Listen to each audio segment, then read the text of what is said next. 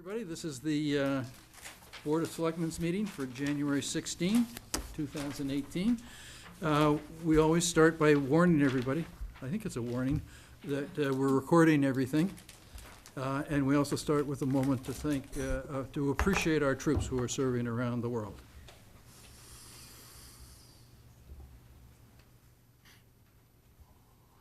Thank you. We have a couple announcements to start tonight. First is that Representative Denise Garlick is holding her report to the community, which will be on Thursday, January 25th, 2018, from 7 to 8:30. I think that's at the Public Safety Building. Yes, I hear, yes. And then the Norfolk County Register of Deeds is holding office hours on Thursday, February 8, 10 to 12 at the Townhouse. And let's see, the last thing, site visit with DHCD for 71 North Street, which is the Borelli second lip, I guess, on January 17 has been postponed to January 23 at 2 p.m. And so we're starting, our first appointment tonight is with Olivia Price and Sophia Seltzer, Lake Middle School 8th graders. Proposal for a kids PMC ride in June of 2018. Welcome, ladies. Thank you for coming. Absolutely. Thanks for having a proposal. Sounds exciting. Hi, my name's Olivia Price, I'm Sophia Slesser. and we're both from 8th grade in Lake Middle School. We're both members of the ADL and Lake Community Service Club. Can you just tell me what ADL is? ADL is the Anti-Defamation League, Okay, great. so it's a big thing in our school. Yep, good. So we're here to try and get permission to have the kids PMC in Medfield. The PMC is very close to my heart.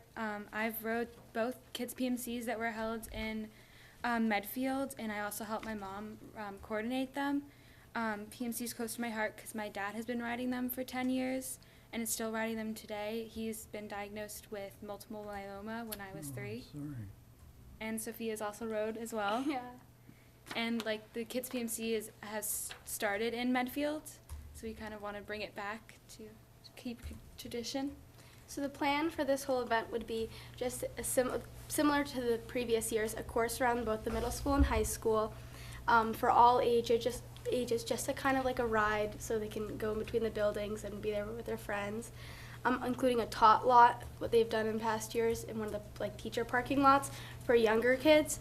We were hoping to hold the event on June 9th, and according to things we could find online, there seems to be no conflicts. And we'd also want to get sponsors. We're planning on talking to Memo about finding sponsors and donations, and from previous years we've learned that PMC will give us a lot of like decorations and t-shirts and stuff like that. So we want to try and get kids at a young age involved with the kids PMC because it's a great thing to like learn about and stuff like that. It's also about spreading awareness of cancer research and funding. Yeah, especially to like younger kids, so as they grow up, they can get more involved. And it's a great way to kick off summer as well. Just a nice little fun ride for everyone. Yeah. That's it.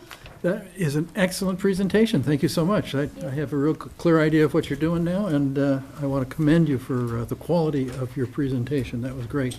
Not always easy to get up in front of people and tell about what you're doing, but any questions? I have no questions. I thought it was a good presentation, too. How far did they have to drive? How did the kids, not the tots, but how far did the kids ride? Well, the course would be around like the middle school and high school, and they can go as many times as they want. So it's not necessarily a race, but just kind of like to be able to ride around with your friends. Okay.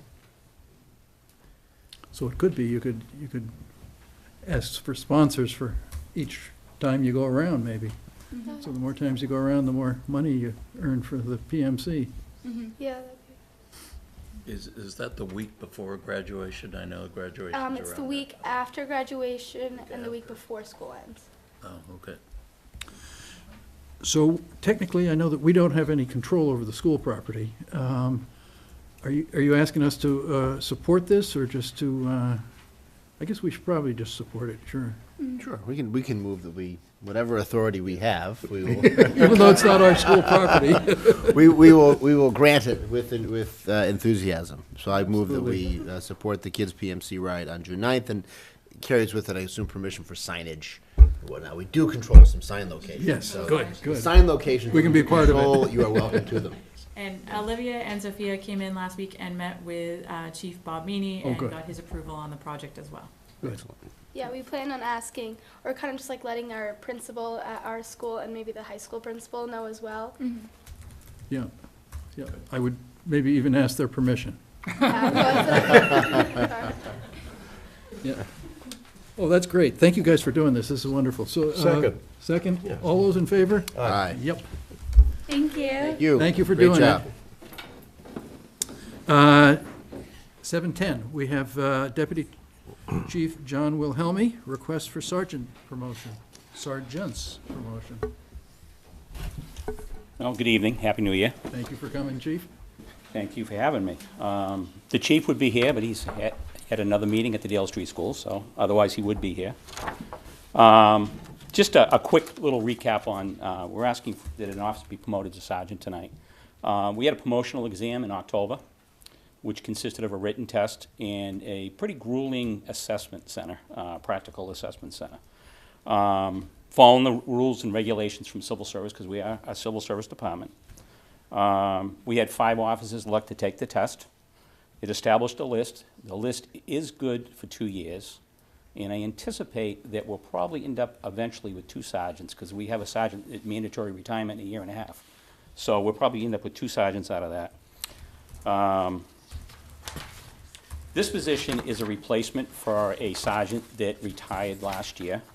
By filling this position, it'll allow us to put a sergeant back on the midnight shifts to cover all the shifts, so we'll have a sergeant on.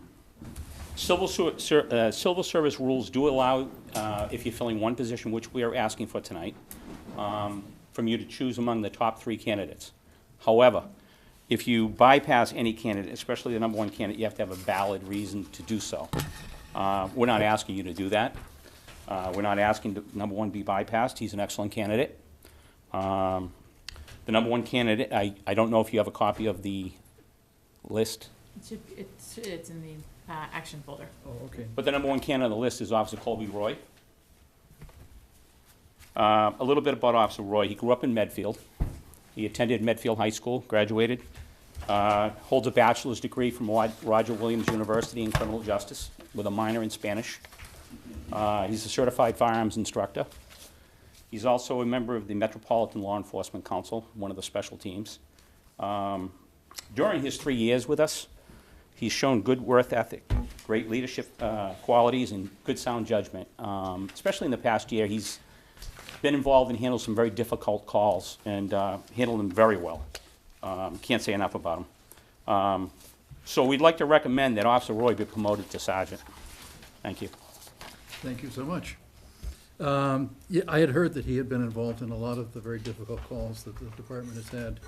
Yes. So, any questions for the chief? Deputy Chief. I don't.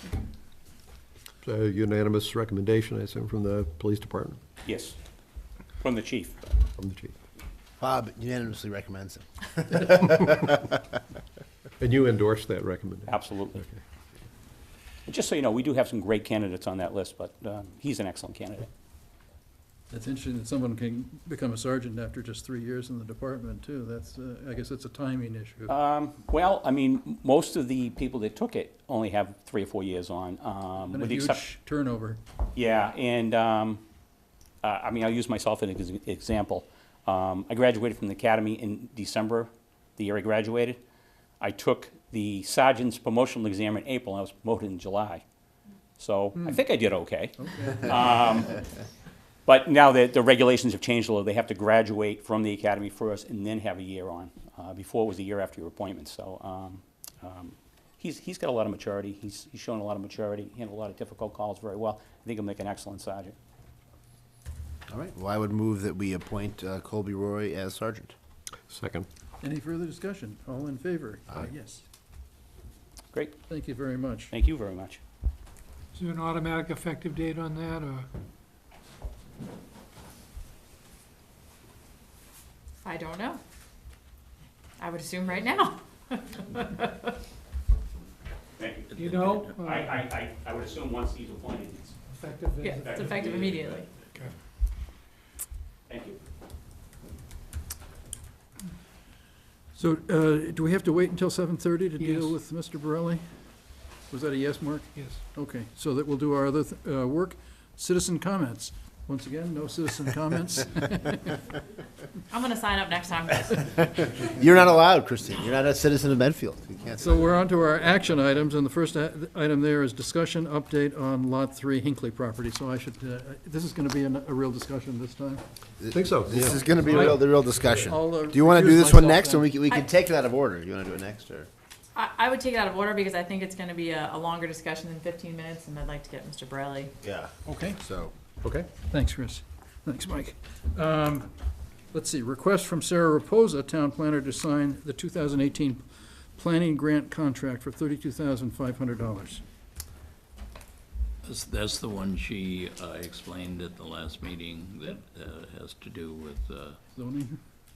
zoning and the For the hospital? overlay district, similar to 40R, but not necessarily 40R. You voted to support it at the last meeting, and then we were waiting for the grant paperwork to come in, and the state hospital committee has voted as well, so, And this doesn't cost us anything. no. The only thing that, on the copy that got faxed or scanned, there's a brief description, which is right where the Post-it note is, so I have no idea what the brief description of this is. There should be another copy in And the there. reason I care is that I know that we got rewording on it, but just want to make sure I understand what the rewording is, so. It's a really annoying contract because there's a lot of small print, but not a lot of explanation. Attached, materials, so the attached. So my question,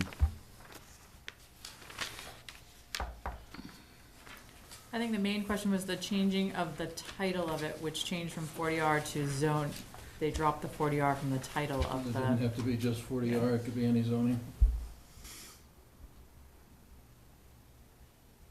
Is Mr. Sorrell happy with that? I'm not. well, so with what I could read of this sounds really good. Basically, it's a grant to support fund planning.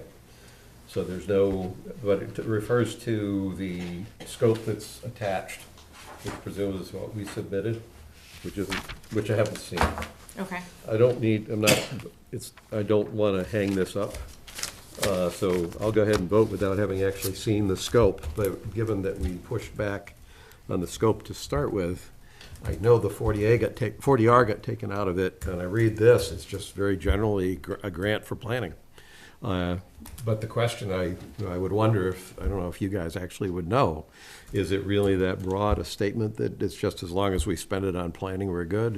And you don't know either, so I haven't seen the scope. Do you want to vote it subject to your review of the scope? I will vote it.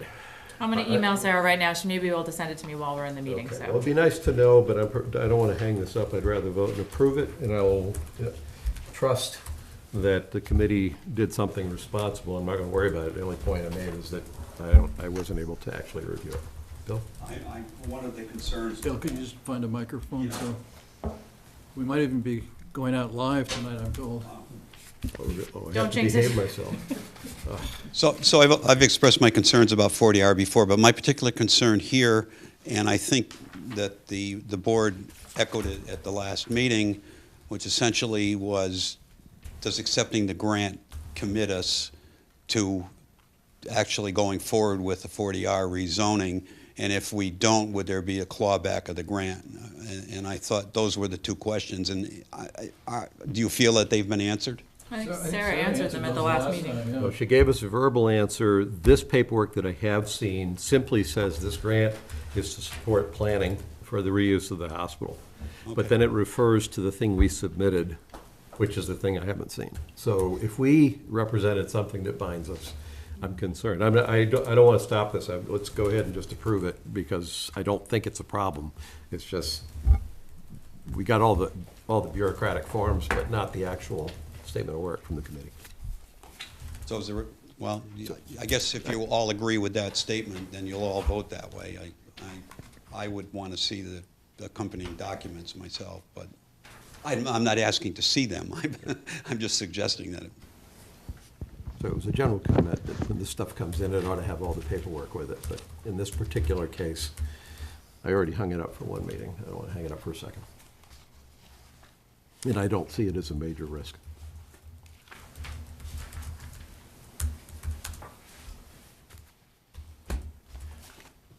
You okay? with Yeah, it? well, I'll move that we accept the grant, obviously subject to the caveat that we're not committing ourselves to any particular route. And if the grant is consistent with that understanding, then we'll accept it. Okay.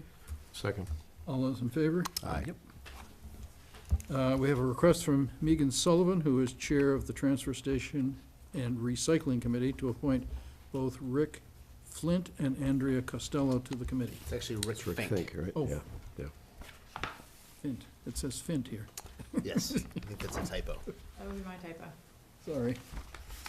In the memo, he's correctly identified. Okay. What is it? Fink? Fink, F-I-N-K. So do we have a motion to appoint Mr. Fink and Ms. Costello?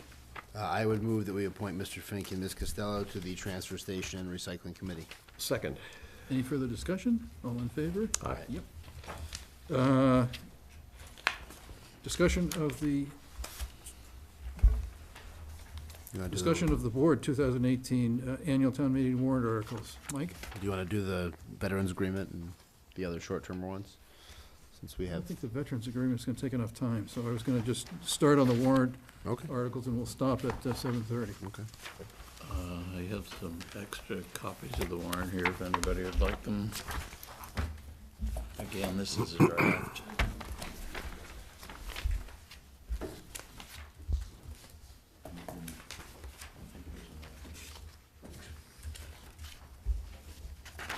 I assume you don't want to be bothered with that warrant article. Thank you.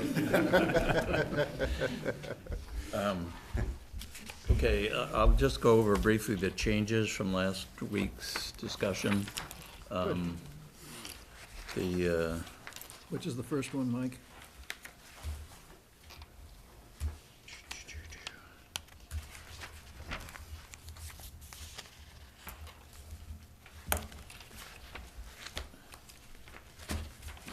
There's no changes up to 18.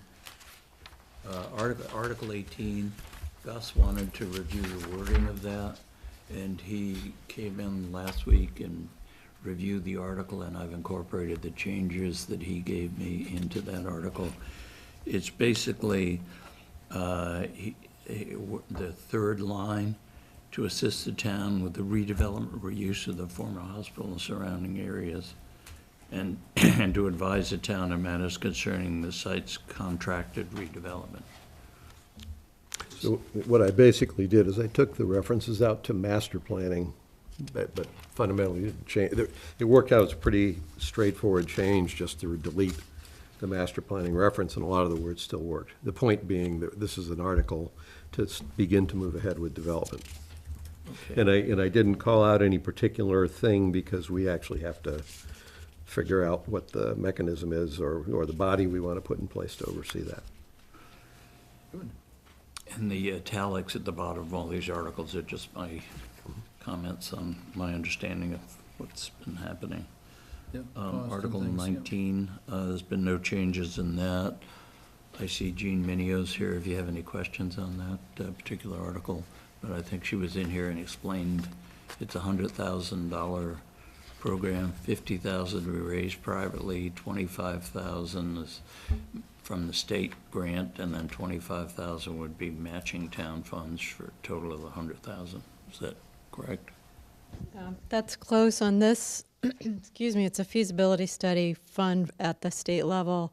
The max that they will allocate is $50,000. So we've asked for that, but they don't generally Give you the full distribute amount. quite that much. So we were strategizing of asking the town for half of that amount and then privately raising the rest. That would be required to actually do the schematic design for the cultural center at the state hospital. and that is almost 100,000, so we'd raise the rest.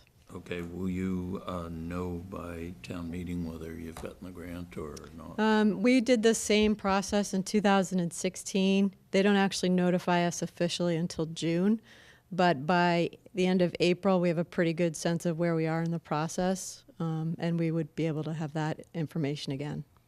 So are you okay with sticking with the appropriation request to 25,000? Yes. It can be lowered, it can't be raised if it's printed. Okay. Gene, is this money specifically focused on a feasibility study for the chapel, use of the chapel? It's actually the next phase. We've done the feasibility study. This is for the schematic designs. So the only question I have, given what might be dated understanding of the conversations inside the State Hospital Master Planning Committee, is there has been a voice in that committee questioning whether this is the right location for the Arts and Culture Center. I haven't heard that. Not Gil? No, I think the question was where do you track the fund? What's the appropriate place to track the costs that might be associated with it? That's only discussion that I Okay, then let me ask the question a different way. Is it, because this would be a misunderstanding on my part, what you're saying is the State Hospital Master Planning Committee, so far as we know right now, is of one mind that the Arts and Culture Center should go at the chapel. Forget the accounting or the financial side of it. There's no dispute about that being the location and that being the purpose for the chapel. That's correct. Okay. Okay.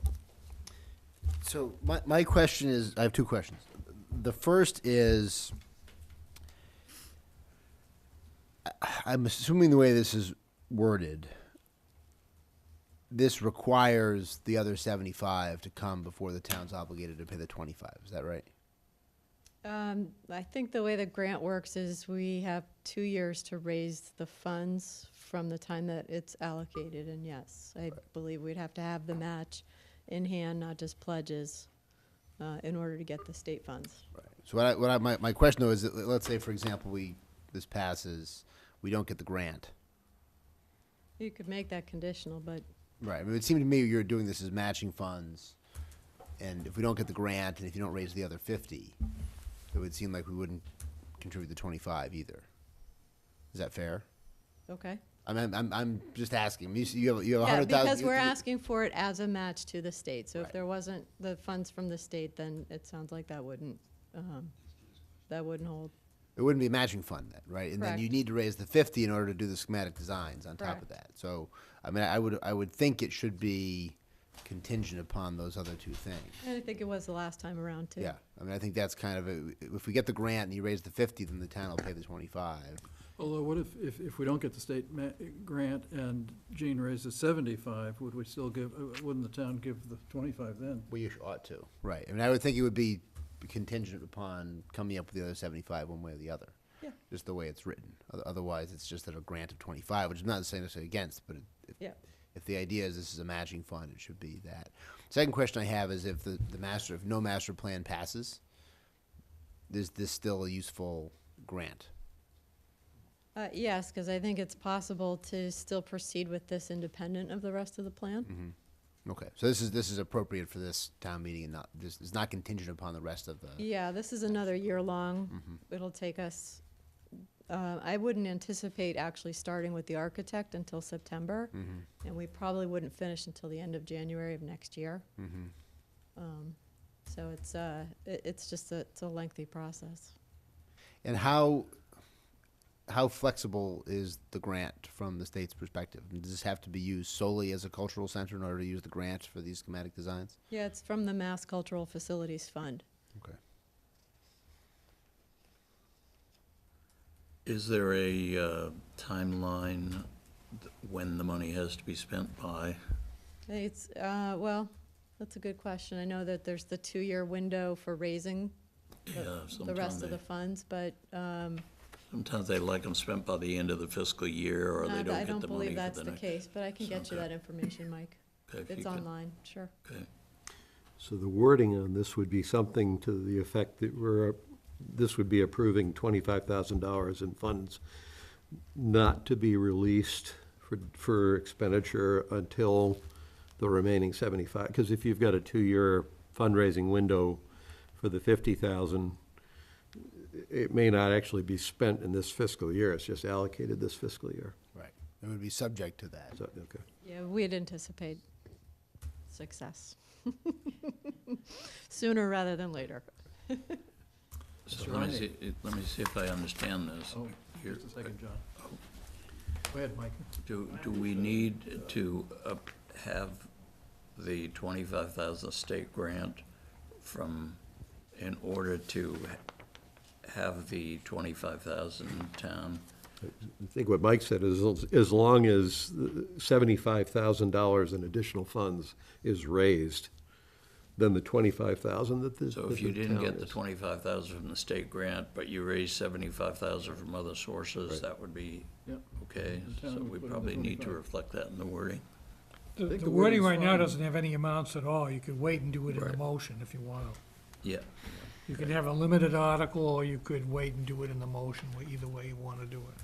Yeah, what I was trying to say is that we would approve an expenditure of 25,000, but the use of which will not be authorized until the other 75,000 to complete the funding requirement for the not feasibility, the drawings, the schematics is on hand. So you authorize it subject to receipt of. Yeah, and really, despite Jean's optimism about doing it 1 year, if she's got a 2-year window to raise money, I'm basically trying to backstop the flexibility to do that Okay. if she needs it.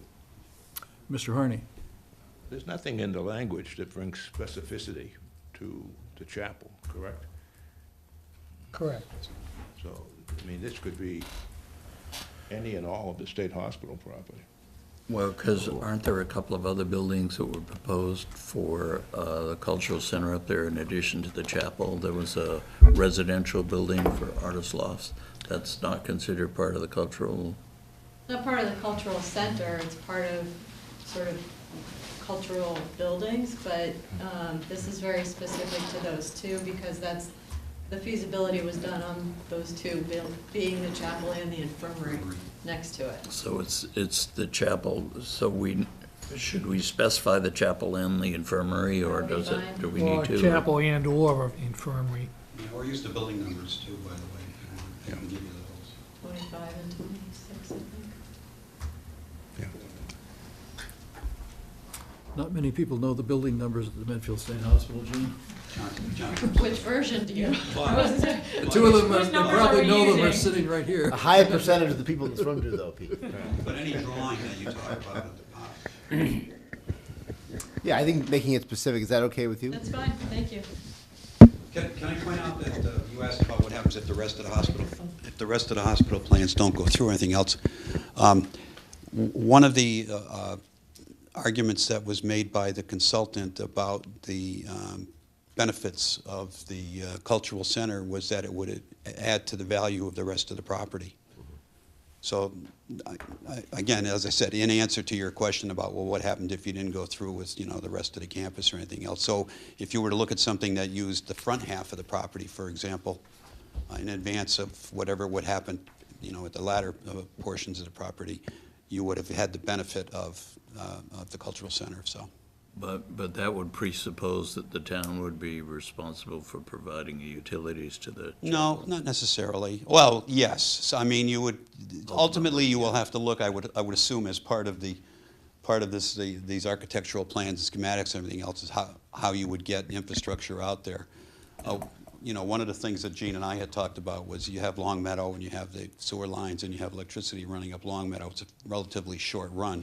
You've already run it to the water tower, I mean, so, just a thought. I would note, Mr. Chairman, it's now 7:30. Yes. Thank you. Borelli, yeah. So, Mike, can you put a line where we'll come back to these later? Yeah, yeah. And Mr. Borelli. Thank you for coming again. Thank you. And this is Matthew Borelli, Needham Investment, Inc., request to sign completed LIP application for 80 North Meadow Road. Great, and thank you, Mr. Chairman and board members, and thank you for stopping that for me. I do appreciate that. As you know, I was here at the beginning of the month with this project, received favorable feedback, and tonight I have the completed LIP application for your review and signature.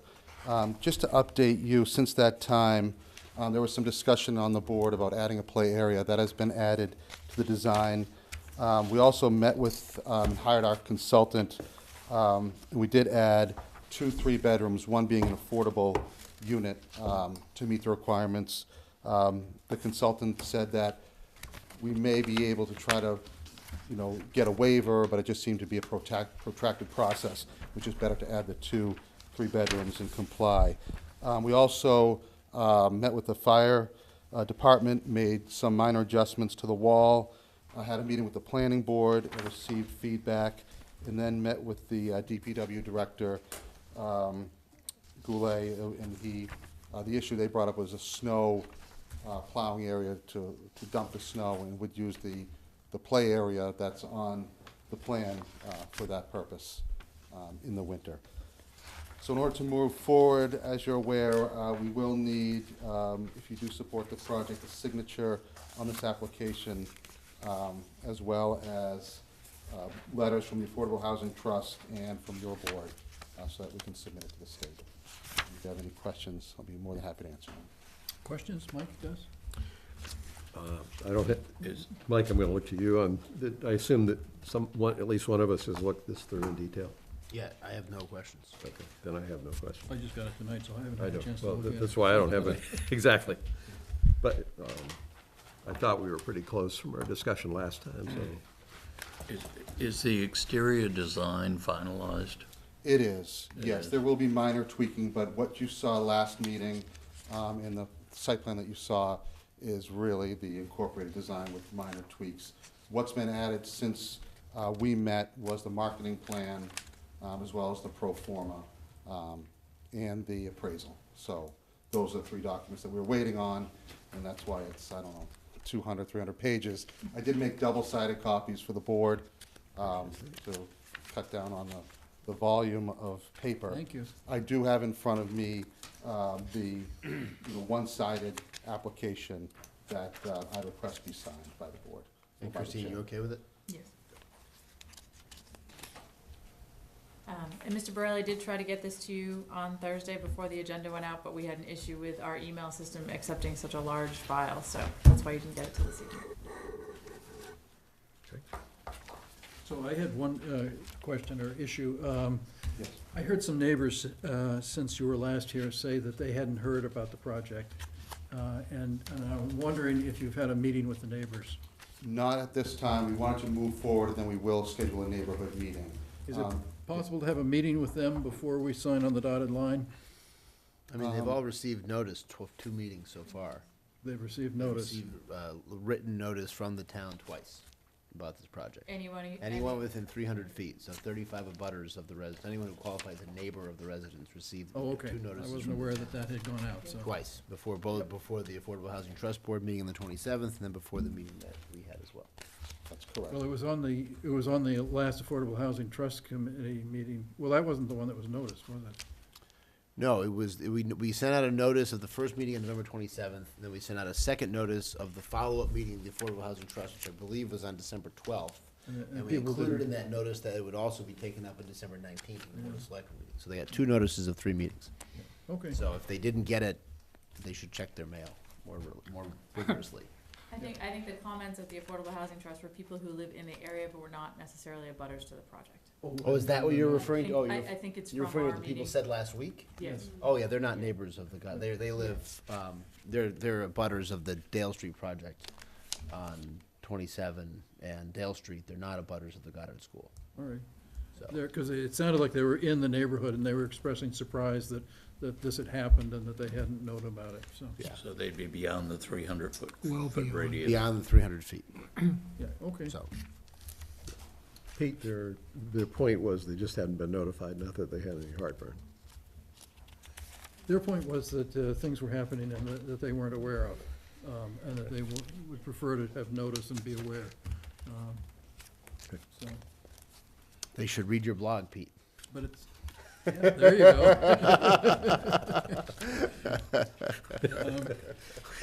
That's going on the minutes. Well, that's good, I can use new readers. That's right. So are we looking for a vote tonight then on this? Yes, that's correct, Mr. Request to Chairman. sign, I And then see, a yep. signature by you as the chair, as well as the chair of the Affordable Housing It's Trust still the Affordable Housing Committee, right? Committee. Yeah, it's actually, Oh, it is the we have the Affordable Housing Committee and the Affordable Housing I Trust. see. The Affordable Housing Committee is recognized as DHCD to write the letter of support. Great. And if it's okay with you, I can work with Matt on writing the letter of support from the Board of Selectmen and then sign it on your behalf. Excellent. So I Do we would, have a motion? I would move that we sign the local initiative program application for Mr. Borelli's project. So just to be clear, you only need Pete's signature for this application? Or you need all three of ours, or? It's the chairman of, right here. Yep. He's the chairman. You'd still need a vote of the On the board to second authorize. page. Yeah, two. just, I second it, sure, it's Pete's, sure. Any further discussion? All in favor? Aye. Thank you. Thank you for Thank you very much. going forward with this. I think that's a good site for housing. Would you like me to pass through what this is? I can leave this here and pick it up tomorrow if you want to sign after the meeting, but that's where it would be. Oh, okay, that's very helpful. Great. Thank you. Thank you. Thank you. Backside, that's Can you vote? Yeah. Thank you. So we're back to you, Mr. Sullivan.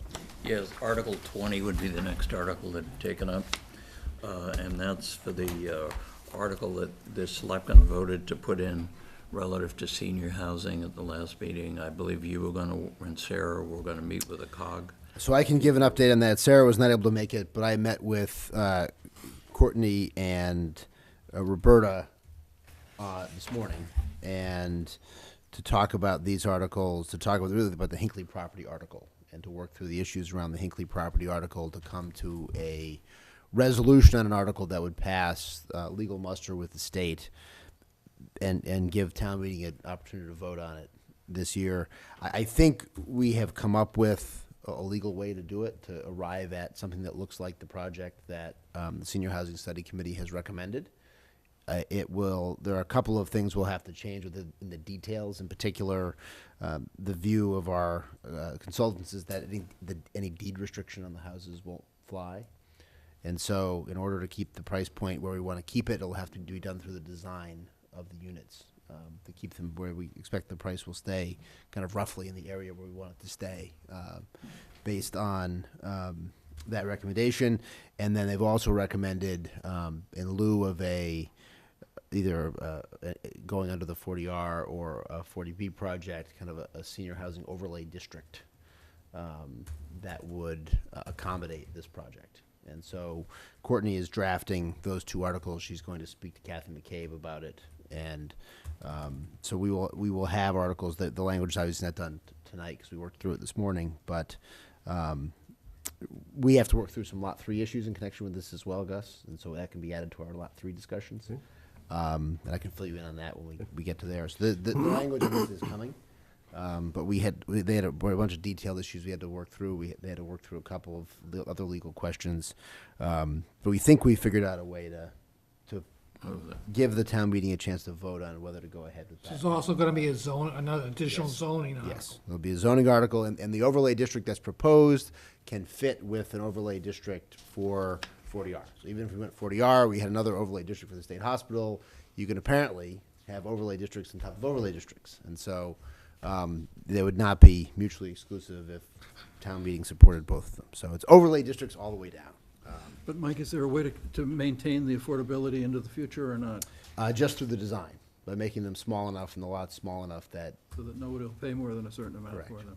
Right. Where she thought there'd be a real problem is any sort of a deed restriction or kind of taking it out of the state's definition of affordable housing was the problem. But if you did it this way, you would then be, in light of the zoning of the property, you'd be selling it for fair market value in light of the project that would be described in the RFP, or something approximating fair market value. So you could get over the public purpose test, which was the principal concern that Mark has raised legitimately, and COG as well.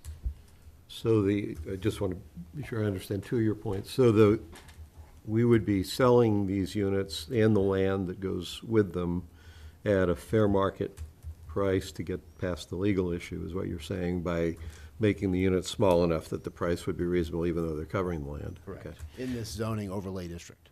Okay, and then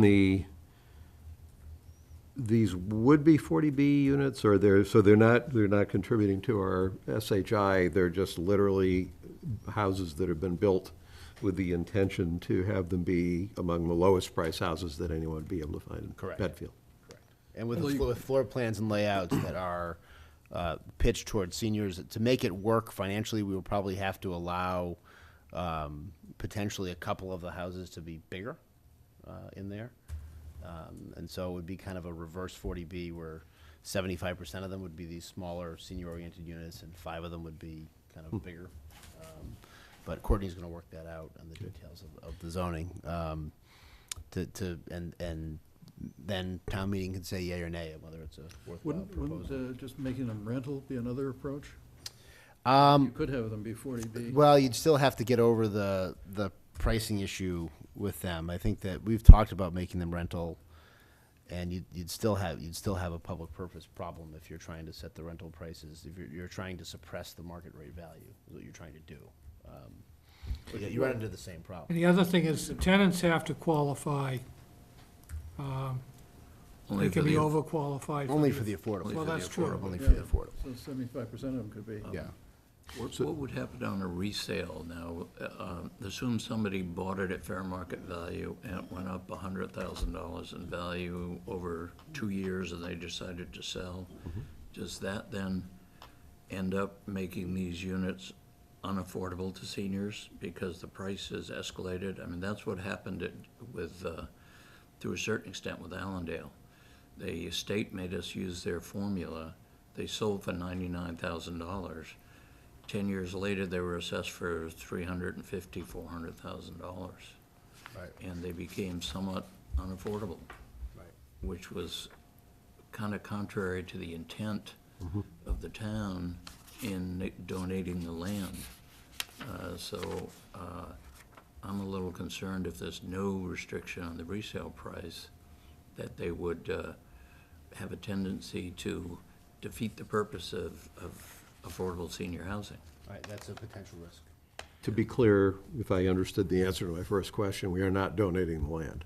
We're basically selling land at fair market value, and then after that, people own it and they do what they want Presumably, you're with gonna it. put out an RFP that's gonna spell out, by way of criteria, what's favorable. Units of a certain size and a certain projected price range would get the most favorable rating, blah, blah, blah.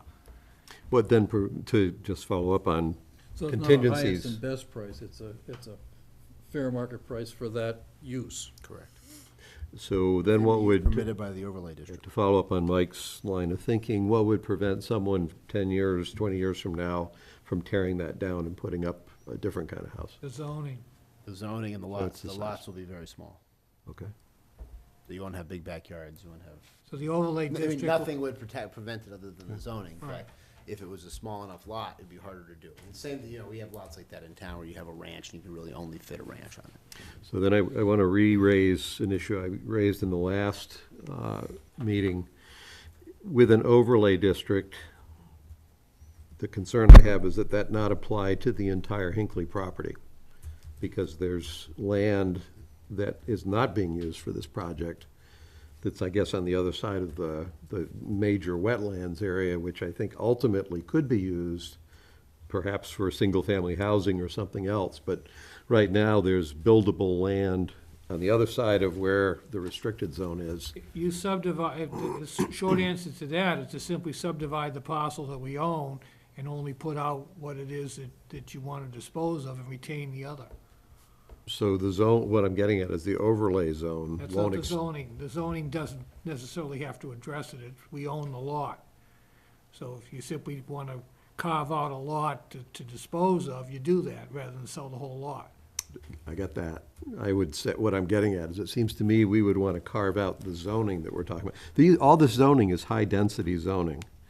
So what I'm concerned about is that there's a lot that is single-family type appropriate land that we don't plan to do anything with right now, that we don't plan to sell. and I'm questioning why we're zoning it for high-density zoning. I think we would just zone the part that we're planning on. That's building, where I'm not going. the whole That's where I'm going. Hinkley Yeah, land. I don't know that anyone's disagreeing with you. Okay. So after the last meeting, I provided Mr. Sorrell with a copy of the McKay plan with an approximate line drawn across the property through the wetlands, basically dividing the wetlands in half so that you would have the, the section that you were, that the board is concerned about selling or disposing of, and then the piece of property that was being reserved. And I sent a note to Steve on the Master Planning Committee asking him to identify that piece of property, pick a nomenclature for that property, and to get the information to Mr. Sorrell. I don't know what's happened with that or where it's gone, but that was, I had presumed that was intended to do exactly that, was to Okay. have a warrant article that described the property, the two separate pieces of the property, but I could be wrong.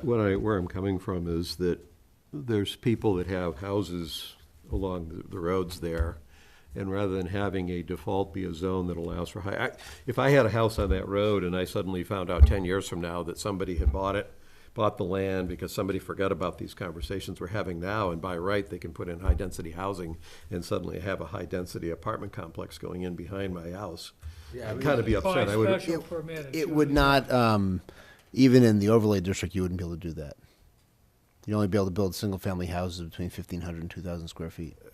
Well, what I'm getting at is if we know that's something we are contemplating we might want to do, then I'm saying put it out there, let people know that that's a possibility we're contemplating, and here's a zoning change. If we don't think that's something we want to do, I'm saying just don't include that in the zoning change that enables it, and down the road, if we want higher density or we want lower income housing there, we can make a change to allow for that. I'm more concerned about the default than. I guess I'm not following that, though.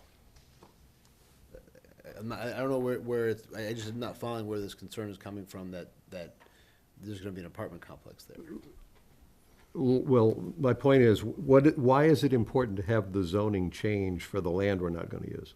So we can put in 20 single-family houses there. In the land we're not gonna use. Oh, I don't think we need to change it at all. Okay, that's my only point. I think If we're all if- agreed 100%, we don't actually need the to zo- change it in that part of it. The zoning change. We draw a line, Okay. we limit the zone. I mean, My that's, starting point, I was just confirming that's what we were doing. Yeah. And I Oh, didn't yeah. hear that at first. Okay, Oh, yeah. we're good. Now, the remainder of that land, as I understand, would be unbuildable because it does not have frontage. Yes, it does. That's the outlet to Harding Street. Yeah, there's a strip. It looks like No, a no, the panhandle. other end. Are you gonna put the housing on the back property? Yeah, it's near the senior So center. where will your entrance be? Will it be on Harding Ice House It's Road? it's off of Ice House What's your Road. plan? off of Ice House Road. Ice House Road. Are you talking I about think the that's stuff that's the- being built? Yes. So does that require transfer of land from the Council on Aging to get the? No, the road Council on access? Aging land, according to Mark, was never, given to I them. raised the question, I'm not sure. Oh, I don't okay. think it was, but I mentioned your comments to Roberta, and she didn't seem to care, so maybe we just, I think David's Council on Aging expressed a willingness to commit, either way, if it's required. I'm the one who raised the question at the last meeting, and I wasn't trying to drive us to do anything. I was asking a legal question. The lot that the center is on was approved by the taxpayers for use with the center. Now what we're doing is we're taking, I guess, a portion of that lot and we're allocating it to this project. I'm not trying to stop that. I was only asking the legal question, can you actually take a piece of property that has previously been approved for a particular use by the taxpayers, carve it off and throw it into another piece of property that's approved for a different use by the taxpayers? Or does anything have to happen? well, That's all. that presumes that at the time that was done, a formal process took place, which was a vote to transfer that property to the care, custody, and control of the Council on Aging. And I'm not sure that happened. If that happened if it wasn't a petition, it was pushed by the COA themselves. And I'm not sure we ever got into that issue of the transfer of the control as opposed to just building a senior center on that and property. regardless, they're in favor of this extra Right. housing on their But- property. Going forward, regardless of what's happened in the past, both from a zoning and title standpoint, we're gonna need to identify the land that you want to be subject to this, which I take it to be a portion of Hinckley, but also a portion of what is now comprises a senior center, and create a lot, both from a title standpoint and also defined on the That was my zoning question, map. okay. That's my Now, that's part of an approved industrial subdivision. Does that require action by the planning board to amend that subdivision, industrial subdivision plan? It's a rezone, that would come first, to rezone. So we need to add another article to the warrant to rezone the property? Yeah, there's gonna be two articles. There'll be a disposition article, there'll be a zoning overlay article. There will be a zoning, Yeah, okay, she's gonna draft both. okay. May I ask a question? The overlay, I guess, could even go over, it doesn't matter what the underlying zoning is, an overlay district, it can be defined in area, and that's not as critical. It's probably more the title issue, if And you're will it gonna be, dispose of it. will it be defined for 55 and older housing so that it is sold to seniors? Well, that's what I understand. I know Franklin has a over 55, Overlay district, well, special permit, yeah. special permit, okay. So it's defined all in terms of, that's where the focus is, that's the impetus for increased density, et cetera, so. And that's binding on future owners as well? Yeah, it's a zoning issue unless you change the zoning. Just as an aside, the meeting that Pete and I went to, that was the 6th community meeting, I walked out of that meeting with a much greater appreciation of how well-meaning things like this can be misdirected. In other words, once someone's bought it, and they qualify to buy it, and then they do whatever they do. They go to an assisted living facility and their children move in there with no transfer of ownership. There's issues around how to maintain the initial purpose of the property.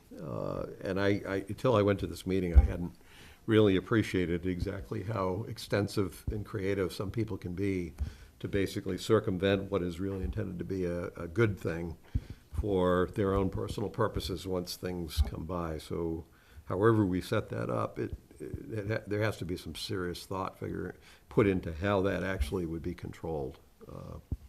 I think if there's any way to abuse it, people will find ways to abuse it. Absolutely, happens all the time. And that's been a problem here as well. Could I ask a clarification sorry. question? Basically, you are talking now just about the Hinckley property. Is that correct? Yes. And none of the, whether they're condos or single-family, whatever, they're not affordable. That is also correct? Correct. All right, and you're still open, you haven't open-ended discussion yet still on the Ice House number 3? Round 17 coming up. Stay tuned. Well, More after this. again, I'm only concerned about, the opportunity for some, possible rentals or possible, affordables there still, and just. So relative to what I think the master planning committee has been talking about, where if that were affordable, it might be affordable with only a portion of those units on Hinckley being for seniors. This is a scheme that says, no, it's all seniors, but it's not affordable. Yeah, And I think in the original hospital plan, they were not affordable on Hinckley property. They were not intended to be 40B. It was going to be rezoned. No, it was, portion of it was Now, affordable. not to throw a fly into the ointment, but you can have a mechanism where you, depending how it's defined, where you basically give a density bonus. If you throw some affordables in, will allow you to increase the density. That's a way to approach it from a zoning standpoint. But further to your point, Mike, based on the current inclusionary zoning requirements, there was, for the Hinckley property, whatever the 15% or whatever of the number of units. So it was, I think it was 3 or 4 units, not off the top of my head. And then the balance of the units, there was going to be 25% in the, if you went to rentals on Ice House number 3, it would have been 25%, and you would have got full credit. And I think the total was somewhere, I want to say like 39 or something like that. But again, don't hold me to the 42, number. I think. 43 or something, yeah. 42 on lot 3. Yeah. So. And that was just a function of the 21 being the magic number for a year safe harbor, so there was no. No, it was density. It was the number for ice. It was. Yeah, it was.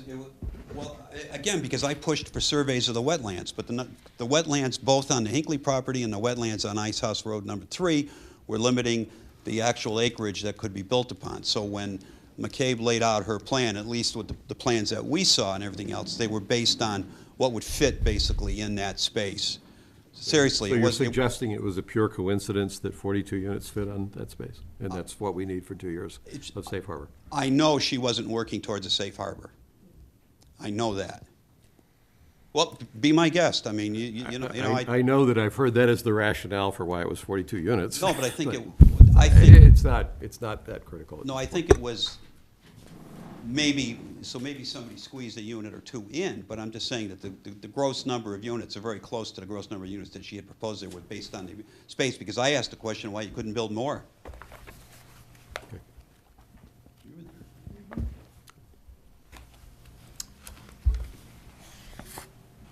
Mike, did you want to go on to the next article? Sure. Yes, Mr. Harney. 20 units rather than 16, yeah. At this point. 16 to 20. 16 to 20. To 20, yeah. And the town's purpose in fostering Okay. this is what? What's that? What is the town's purpose? What's the objective of the town? To give the town meeting the opportunity to vote on whether they want to do this with this property. To give, The town meeting, the legislature of the town of Medfield, the opportunity to vote if they want to do this with the property. and that's distinguished or separated from the town's objective in getting the most value out of that property. That would be a different objective. I mean, we appointed a committee that has proposed this project for alleviating some of the lack of housing for a certain segment of the senior population. And this is giving them an opportunity to make their case to town meeting as to why that's the best use for this property. Okay. Thank you. Article 21 is the article submitted by the Senior Housing Committee that I believe was designed to do the same thing as what you're proposing here. Whether it does that or not, I'm not sure. That's more of a legal issue. But if it accomplishes the same thing, I don't know whether you'd want to get together with the Senior Housing Study Committee and see if they'd be willing to drop that. They'll and want to support see your Article 20 before Yeah. that, so. I maybe think once after- the articles are drafted, we can share them with them and they can decide Yes, yeah. with respect to the citizen petitions as well. The other 4 articles cannot be dropped because they were submitted by citizen petition. And you'd have to get all the petitioners to agree to drop the articles. All the signatories. If they're legally sufficient. Yeah, Well, and the signatures, I think, have already been checked. No, I mean, but if the Dave. wording, when we talked before, Mark, you were saying that the Unless articles there's themselves a have to be crafted to be legally sufficient. Well, it ultimately, it depends, okay? If it's a procedural Like a legal issue, answer. the moderator can rule it's out of order. However, if it's illegal, you get an advisory opinion from town council, and the town officials, this is illegal, and then it still goes to a vote. And then, you deal with the consequences. And your opinion is that these are illegal? Portions of some of them are. Yeah, okay, all right.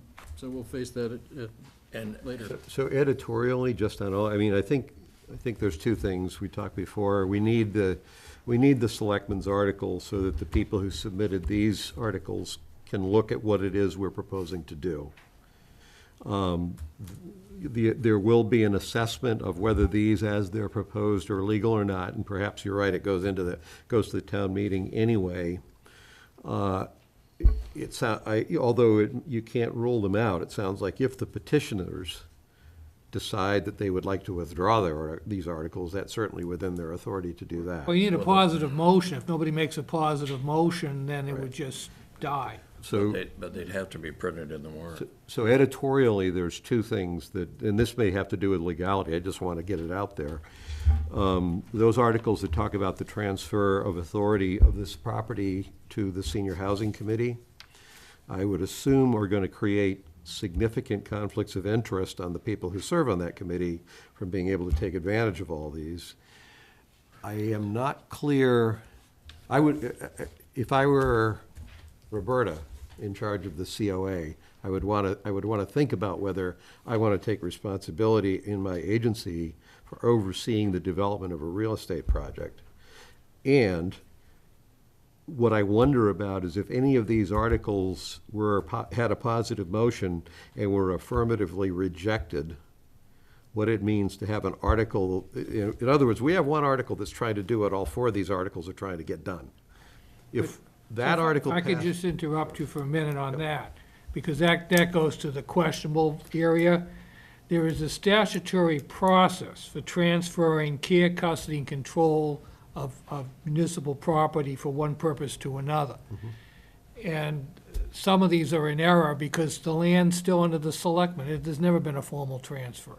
So therefore, that may be a case, maybe, where procedurally it's deficient to begin with on its face. Well, and Article 21, which is the Senior Housing Study Committee meeting, does not transfer to the Senior Housing Study Committee. It says, vote to authorize the Board of Selectmen to sell or otherwise dispose of. So under that article, it's the Board of Selectmen that would be the. Yeah, not all the articles did it, but I was sensitive to the fact that some of them did, in fact, Right. transfer to the committee and the COA. And it struck me that that raises a major issue around whether the COA as a town organization has that in its charter, first off, so even if legally it could. Secondly, if I were the head of the COA, I would kind of want to know that the head of the COA even would want to be responsible for the development of a real estate project. And the other thing is, these are directed to the Board of Selectmen in various language. The most town meeting can ever do is authorize the Board of Selectmen. You cannot be compelled by town meeting to take action with respect to land under your control, so. And those other articles, Gus, say, in addition, the details of said housing shall be subject to the approval of the Senior Housing Study Committee and the Council on Aging. So they're not the developers, but whatever is proposed, those two bodies must approve if those petitions were to pass. Well, One so of- these are all still in flux, and hopefully Right. when the selectmen's article is proposed, maybe that'll solve the issue with regard to these, but why don't we go Right. on to the next articles that's changed, Mike? Okay, so that would be Article 26, and that's the downtown. Now, I had a question on that. There was a suggestion made at one of the meetings that perhaps some of the projects that would be worthy of using some of the meals tax money were outside of the downtown area, so that perhaps this article should be expanded to allow the money to be expended anywhere in town rather than just the downtown. And I don't know how you feel about that. That's fine with me. You've got it worded that way right now. Downtown and to other locations throughout the town. That's why I worded it that way. So that's a new wording? That's a new word, yeah, or Okay. two other locations throughout the town is new wording. And that's why I put the question in there, do you want to do that? Because it was mentioned at prior meeting. I mean, it was never really tied to the downtown when it was originally passed in any Well, of that. I think the idea was the meals tax money came from restaurants which were mostly in the downtown area. There were discussions about So the wording, I think that's all true. The wording here Allows it anywhere in town. when it talked about making improvements to the downtown, I think as we talked about that when this first came up, it was improvements in terms of improving the economic, the business environment. The only pause I have at all on how you reworded it, Mike, is if somebody in a development wants a sidewalk, I'm not sure why this isn't worded widely enough for us to approve $10,000 to build a sidewalk, and that's not really, that's an improvement to the town, but it's not an improvement to the town which is kind of directed toward the promotion of business in town, economic activity in town. Depending on where the sidewalk is, I guess. Well, yeah, actually, I agree with that, yeah, depending on where the sidewalk is. So that's the only piece of this that I lose the flavor a little. Once you move it out of the downtown, it would be nice if we could not lose the flavor that it's to promote economic development in the downtown and other parts of town or something like that, because I think that's how we've thought about it. Well, you could make improvements to the downtown to make improvements to the economic attractiveness of the town, Yeah. something like that. Yeah. I mean, as a matter, case in point, I think when the Garden Club came and asked for the funds for the plants that they were putting in the welcome areas, I'm pretty sure we approved the money coming out of this because we saw it as an improvement. How about economic viability? With that sounds like a more business-like term rather No, I than. like it. Makes it sound like we're on the precipice. Yeah, it's the same thing. It's We like, gave some of the money last year to Dwight Derby. Yes, yes.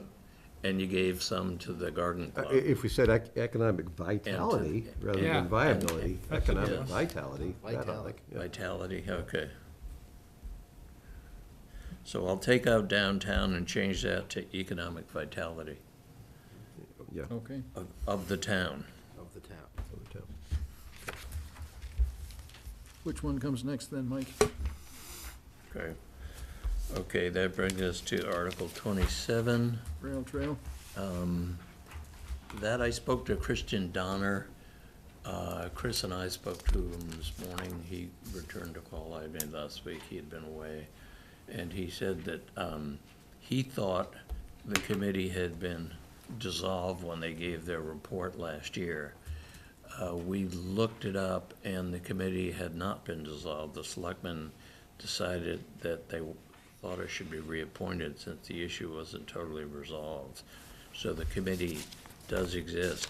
He's going to try to get together a meeting of the committee to discuss it, because he didn't want to make the decision on his own, which he shouldn't anyway. But there's 4 members on the committee now, and they're going to try to get together to see if they can come up with wording for this article and get it to us. So that's what hits at the issue I raised this year with the appointments. I asked why we are keeping this around if it's done its job. First off, I admire and respect the work that they put into this, and Christian in particular, going back 6 years. He understands my reservations, but this is almost another example of, do you create a committee that it's very clear, at least one selectman has had reservations on the merits of what they've been asked to do. So now, because the committee exists, it's going to work to put a proposal, to put an article in on behalf of the town, and it's like it goes from beyond a study into advocacy. I would have no trouble at all if they wanted to submit a petition that says everything that it would as 4 people who want a rail trail, presumably with enough signatures. Well, I think the discussion at the last meeting was it appeared that the article was being sponsored or whatever by this joint commission that had been consolidated. I think Christian assumed that the work of the Rail Trail Committee had been combined with the work of the Dover and Needham Rail Trail Committees into a Charles River Rail Recreational, Mixed-Use Recreational Committee, I think it's called, something like that. And your point was that they are not a town-sponsored body, and therefore they can't put an article on the warrant. So that sounds Rail right to Trail me, Committee but if can't. there's representatives from the town, my main point is that we have a committee that's doing something that seems like it's turned into a committee that somehow or another has a particular position and is pushing a position as opposed to studying it. And my only question is, why is the town commissioning that kind of a committee? I don't have a problem with people on the committee wanting to carry this forward. It's just that it's a very strange thing. I mean, Well, almost I every think- town committee is that way. The Yeah. recycling and transfer station committee Sure. puts forward Energy articles, everybody, all the The school, committees. the school committee, the Conservation Commission, yeah. Well, if it has yes, it was created to do a job. This is not a committee that was created to do a job. This was a committee that and what I'm getting at is, if it had done the study and said, this is what we should do, and the selectmen are all saying that makes sense, let's do it and implement it, then I get it. But this has been a controversial issue for 6 or 7 years, and now it's gone from a study into pushing it ahead anyway. So it's, Well, I mean, I understand your point on this, and it's similar to the point with the state hospital master plan, right? I mean, ultimately, this gets resolved going forward through better charters for these committees that describe exactly what they're going to do. I mean, I think I believe that the time for submitting a citizen petition has passed. Is that correct? Or is there still room? No, it's still open. Still room to We're it? closing the warrant on January 30th. Okay, I mean, because, I wouldn't want to have these folks thinking that because under the town bylaws, When? as a January duly 30th? appointed town committee, they're entitled to put more articles Because on she the warrant. forgot to put it on the agenda, so she. So they're She just duly said. authorized, they exist, we reappointed It them. was supposed to be tonight. So I wouldn't change it now. I agree in the So it was future 2 weeks. that if you're going to have an advisory or study committee that the selectmen appoint, it's up to the selectmen whether the product of that committee ultimately has our support, and then it can go by citizen. Same thing with the hospital master plan. So So with that I agree with understand- that. I'm just saying that this committee's been around. You're actually wrong about the 6 years. It's actually 2009. Yeah, This committee was yeah, I was being kind. 9 years. Yeah. And so, I mean, at this point, I would kind of So for the record, grandfather this one in. So for the record, I will pull my horns in on this specific issue. I want to just refer back to the comment I made when we first looked at the appointments, and I discovered there were 104 different appointments in boards and committees. And I questioned whether 104, they're not all committees, some are just appointments, but whether that many committees actually does anything of great value, and that the selectmen as a group should be more discriminating and more precise, and probably hold committees more accountable for getting things done when they are active. And part of that has to do with culling. And my case in point is right here, where the very committee we're talking about thought they'd been dissolved a year ago. And is apparently only found out in the last week that through an omission, they still exist. Well, not So- through an omission, No, not we through affirmatively Oh, reappointed them. omission of action. They No, asked to we be affirmatively- dissolved that night, and the selectmen said that night, I don't think Oh. we should dissolve you. We're Okay, keeping well, you." apparently they didn't say it loud enough because they thought they were dissolved. So I made my point. I won't follow my sword on this one. They're gonna do whatever they're gonna do.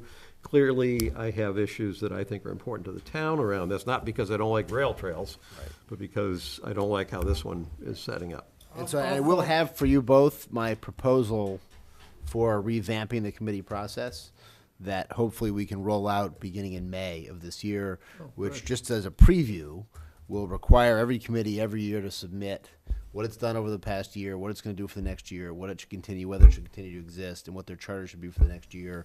And then we'll do all of that in June. Okay. And the committee years will run from July 1st to June 30th, and they'll report back in writing that way. I like that. I'll fall on my sword, because years ago, I drafted the bylaw that allowed a majority of committees, members of a committee, to put something on the warrant.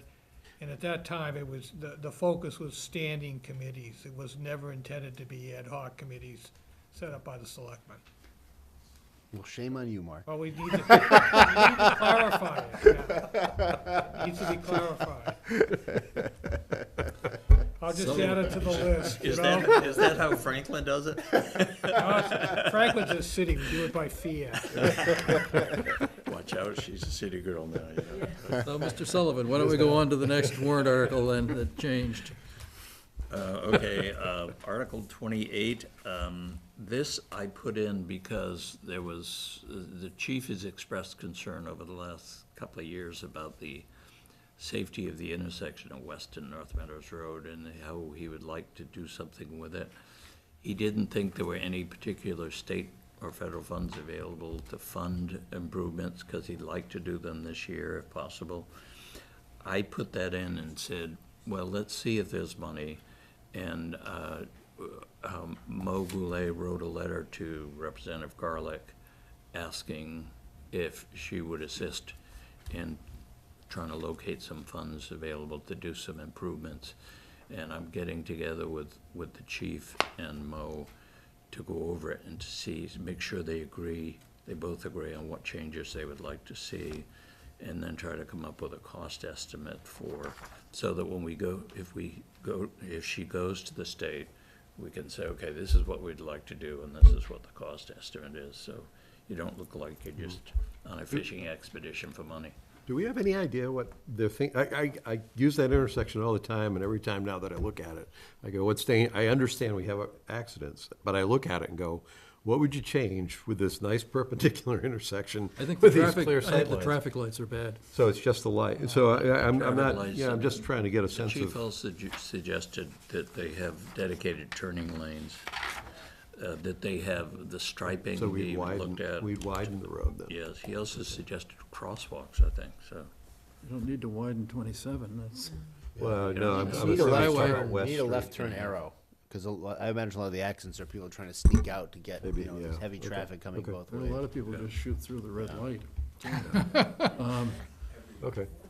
So I had a conversation with our new state senator, Paul Feeney, at the 10th anniversary of the center, and he was asking for things that they could help us with money. I told him about the 2 bridges on West and 109, and told him to call you, Mike, so you might bring this up with him, too. Okay, yeah, and I talked to Representative Garlick and suggested she might want to bring him to a selectmen's meeting for a formal introduction. Yeah, he offered to And come, she said- actually. Yeah, so she said she'd be glad to do that.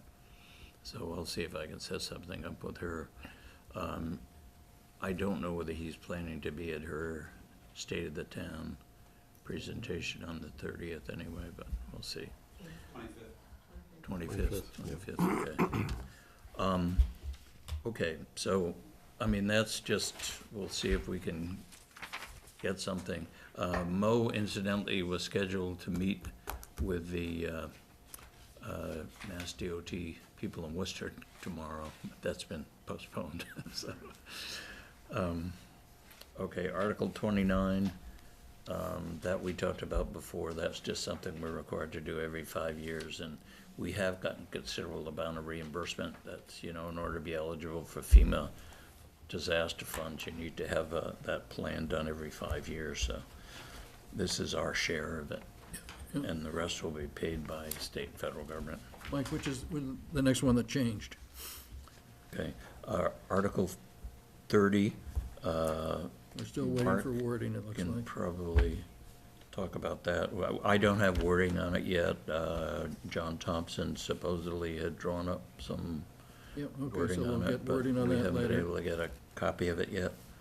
And you were in the process of writing something, but you thought John Thompson's article was Right. more comprehensive? Well, he had already gone through the process of taking the existing and merging it into a new bylaw. So Okay. it's all in one. So they have areas that they're not completely final as far as fees and things like that. And I basically, my pushback was, we need to get something on the books now, and just, we can tweak it later, so. Well, can you chase him down and see Yeah. if the two of you can get together and get some wording together? There so- may be an answer from him now with the long weekend. Haven't been to Franklin since I sent him the end of last week, so. Okay, and I think one of the concerns on there was that when I spoke to the police chief, one of the bylaws had the police being the hearing officer, and he said, we shouldn't be the hearing officer because we're also the ones that Right. issue the tickets. So it has to be someone else, perhaps the town clerk or Should be the Board of Selectmen. Board of Selectmen. Why the Board of Selectmen? Because that's typically who handles the dangerous dog hearings in a town. They took the bylaw they're working on came from Franklin originally. I drafted it via Newton, and they picked it up. So it went through 2 cities to get back to Medfield. And in those places, with more departmentalized and professional people in place, the police chief, the police department has its own place. And then the appeal would have been to a town administrator as opposed to where you have a Board of Selectmen. So at the very least, the dangerousness hearing should be with the Board of Selectmen, even if there's an interim measure for muzzling and restraining that you wanted to leave with the chief of police. So that part has to be tweaked as well. But they're not major changes. If I could just sit down with John, we ought to be able to get something finalized very good. quickly. Good. Okay. Article 31, this I put in, and I need to talk to Jerry if he ever slows down, about whether he wants to just go ahead with a partial solar facility with the core facilities for the entire town garage roof, and then one of the wings, or whether we want to get additional funds to do the whole thing at once. I think it was the former that he was saying at the Energy Committee meeting last week, that he would just do whatever he could with the funds that were With the available. fund. That's what I suspect he'll want to do. Keeping in mind, what happened the last time, we appropriated $150,000 out of free cash, but that money went into the highway budget and had to be used by June 30th. And if it wasn't used by June 30th, it closed, as all the town budgets do. So the money went back to free cash. So the only money that he has, I think he has around $240,000 left over from the wastewater treatment plant bond issue, and then $25,000 left over from the original town garage construction bonds. So he has about $265,000. That won't do the entire project, but it will do a portion of it, so. 270,000 last meeting. Yeah, if he wants to do that, then we will drop this article and take it out, so. If he wants to go for the whole ball of wax, then we'll leave this in. How much more would he, on top of the 265, would he need to do the whole thing? You probably, my guess would be somewhere around 200,000, so, because, 450 all in, 460. yeah, yeah. If he doesn't do it, the reason he wouldn't do it is because of just our overall cash demands, or is it his overall workload? Or, because on the surface, I would assume it's more efficient, cost efficient to do it all at once, plus you're also reaping the benefits of it. So I'm not trying to force that, I'm just trying to understand why he wouldn't do it. I think he's just so overloaded Okay. that he's out straight. I mean, as I was kidding when I said if he ever stops, but he just is go, go, go all the time. You know, he just is. I'm just wondering how much extra work A it drip- takes to yes, do a he's- full job. And in other words, the overload is with having to do the job at all. Yeah.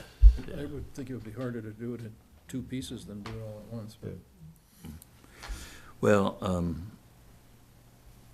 I don't know. Well, we'll see. I'll talk to him and see. But I think it's probably, he needs to do some of these things are learning too, you Well, know. that- He yeah, that would hasn't be another had that. possible reason. Yeah. Okay. Okay, the next article is, Mark, you can explain this one?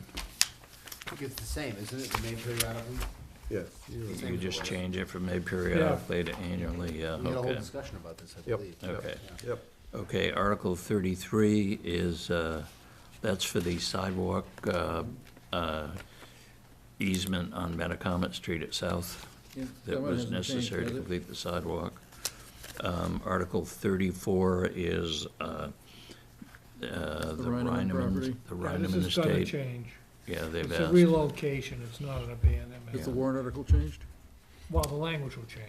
There was a 3-foot water easement between the State Hospital water tower and the hospital well field that went through their property. A 3-foot easement isn't any good to the town because you need at least 10 or 15 feet. So what we're suggesting that in return for abandoning the easement, which will give them additional house lot, we would get a 15-foot easement along the property line, so they would still have the property usable, but we would have a more usable easement if we ever decided to run a water main through there. Did we determine whose easement that was, whether that was the easement we got from the state? It is that Yeah. easement. Do we have the right to change it, to move it? By what, well, first of all, property burdened by an easement in the absence of prohibitory language has the ability to relocate an easement as long as it doesn't impair the function of the easement. So easements can float on a piece of property. And this is not the one that the state kept. They kept one easement. It's a 3-foot wide easement. Now, I have no idea what the size I is think of they it. may have kept the electrical, the poles. No, it was something different. There was, because we This is a water easement. There's an easement that comes out by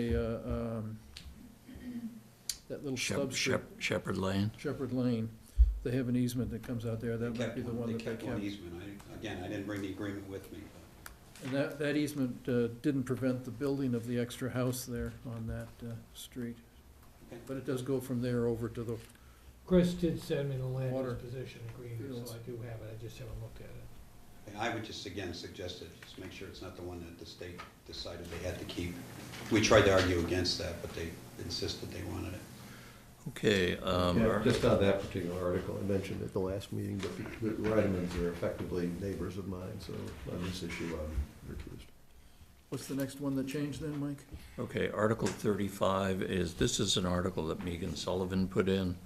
The recycling committee will be meeting next week to, and I assume we'll vote to put that on, but she suggested that the article, she would like to see the article, which I misspelled, that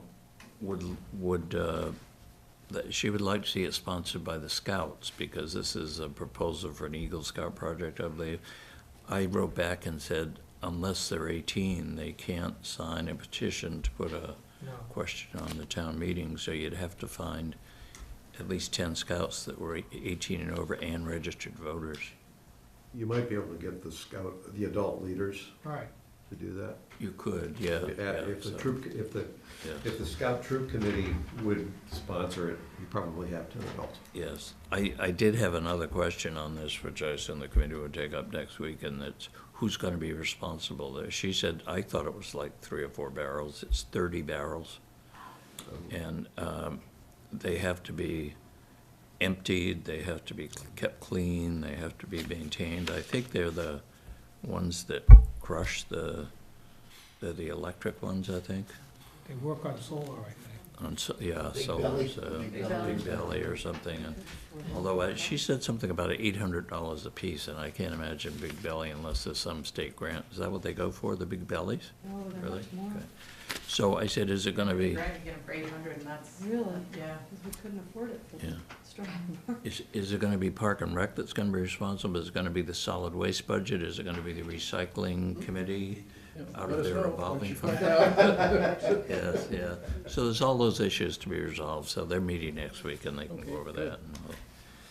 And based on whatever. How do the trash conclusion- barrels they're being placed next to get emptied? The what?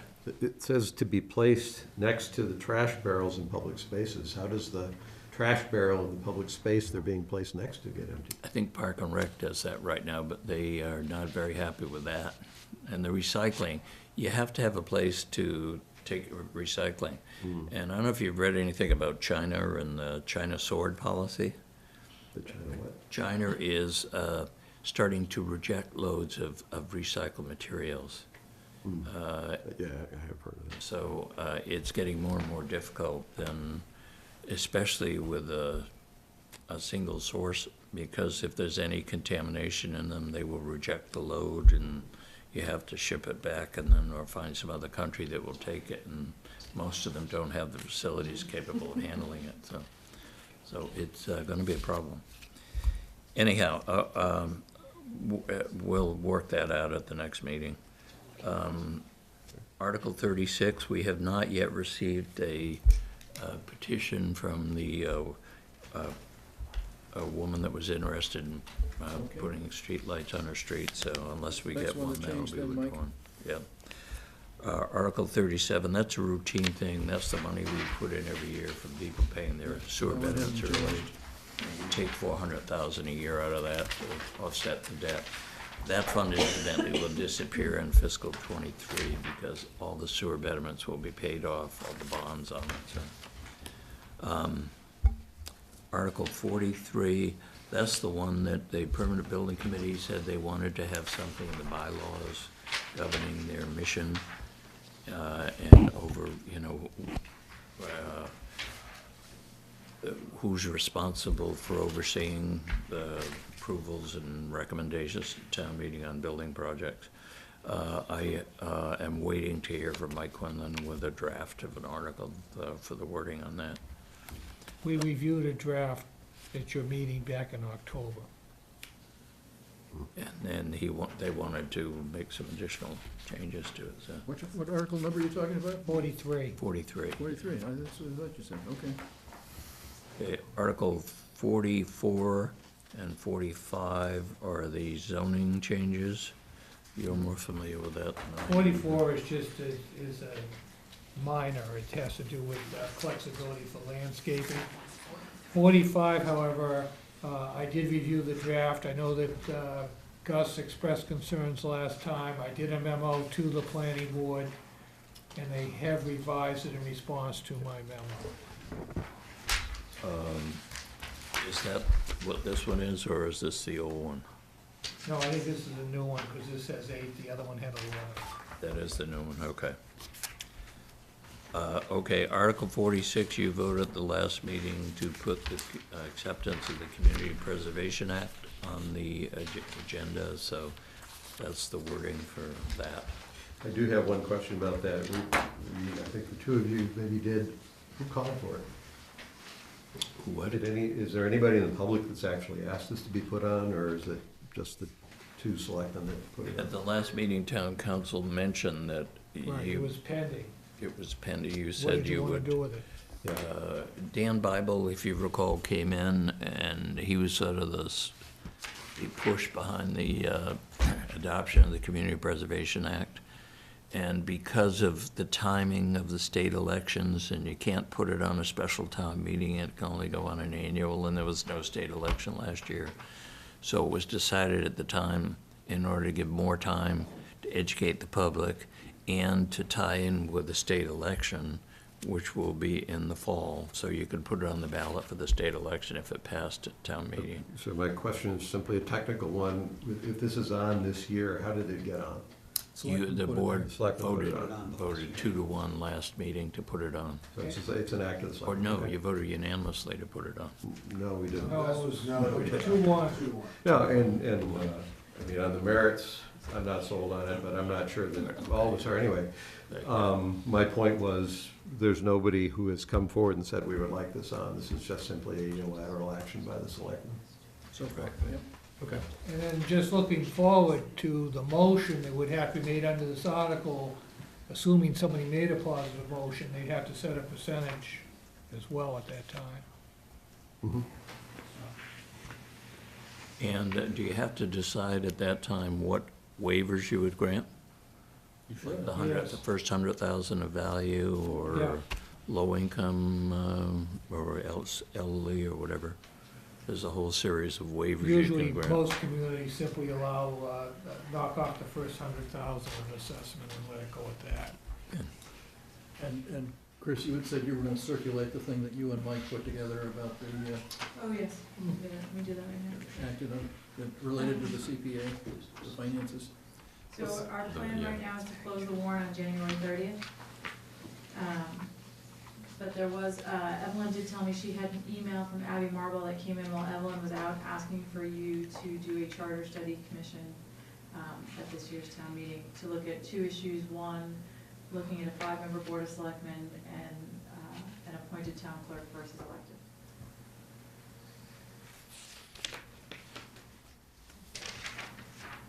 Is the charter and bylaw study committee still active? They're active, but I believe Martha said that is different than what the full charter review committee would be, correct? A charter review committee has to be elected, don't Right. they? Right. Yeah. It's an election. It's not a town meeting action. So it would have to be a question put on the ballot? The selectmen would have to put a ballot question on? I believe it's town meeting I and the don't know, I ballot, just correct? didn't, Or does the town meeting have to vote to put it on the I think ballot? town meeting creates it and then you elect them at the ballot. No, No?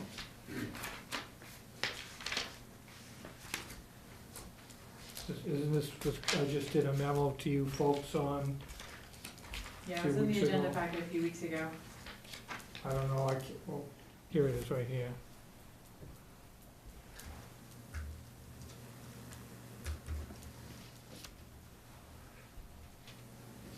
Petition, 15% of registered voters requesting a revision. Board of Selectmen within 30 days orders a ballot question. On whether to have a charter review commission, Right. and then the members of the charter review commission are appointed or elected They run, as I recall, they actually run for, in the same election as the. I believe so. So how would that logistically work for this year? impossible, I think. Perfect. So it's Let's too move late. on to the 30th. So I mean, it's something, That's just, you know, it's extremely, it's unwieldy. B, once you have a charter commission, you pretty much lose control of them. First of all, it's expensive, they're entitled to money. Secondly, they're elected, they ultimately do what they want and come back with a recommendation, which ultimately the voters accept or not, but other than that, they're quasi-independent. You mean they could make us a city? Yeah. And that's what happened to me. You know, way better way, the way people do it these days is they do it with an informal committee, a study committee, whatever you want to call it. When everybody's on the same page, assuming they are, you file a home rule petition, legislature jams it through, and then it comes back. Sometimes they have you vote on it when it comes back, sometimes they don't. But that's way easier, particularly if, you know, if it were ultimately to go from 3 to 5 selectmen and nobody really had strong feelings about it. It's not something horribly controversial. So would you be willing to reach out to Abby Marble and explain all of this to her, Mark? that sounds like a very Pardon? clear legal standard, Mike. It's easy to apply. I find this is not horribly controversial, and therefore you can do it this way. I disagree with your assessment. It's already controversial. Should I just review what I think I've heard? I'm just trying to learn here, there's no positions You again. got a memo. So there's well, I know, but I didn't know why you sent it to me when I read it, so now I have to go back through. We periodically have to review our charter every 5 years? Or is it bylaws every 5 years? Or is it both every 5 It's the years? charter and bylaws. Charter and bylaws, so that's one thing that has to happen. Where are we in that cycle? You have appointed a charter study committee, which recommended a couple of changes, I think about 2 years ago. I Okay, forget what they so were. we went through a cycle 2 years ago, they made recommendations. Yes. So we're 3 years away from needing to do that again. This charter probably, yeah. review, yes, the charter review commission we're talking about here is a different thing than that committee? There's something called a statutory charter review commission, Yeah, which, as I said, is a process. They get elected. but it's, so my only question was, that's different than this Yes, other review? yes. Okay. This other And one's that- just an ad hoc committee of the select. Okay, and that charter review commission could be, upon the request, I guess, of voters, could be created, and then the voters actually also tell them what to review in terms of the two issues? Once you set up a charter review They review commission, whatever they they can do want. whatever the hell they want. So those two things would be suggestions that the voters that wanted to commission them would suggest they want. Okay, ultimately, they come back with some kind of a proposed, say reorganization of government that ultimately would have to be voted on. That but may or may but- not be responsive to these two issues. that- Exactly, they could decide, you know, to go with a with town one manager select. form of government, who One knows? select.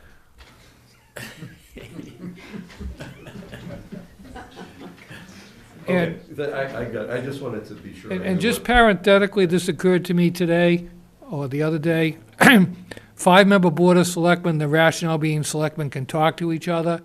Well, yes and no. You can talk to one other person, but you can't have sequential conversation, so it really doesn't get you that much. It's not a great rationale anyway. We shouldn't change the form of government to try to get around the state law. So there may be good reasons to do it, but I don't think like circumventing the open meeting law is really a great reason to do it. So maybe, what I had asked Mark that you didn't hear was whether you'd be willing to call Abby and talk to her about the ways of doing it, since her way doesn't sound like it's a very doable way.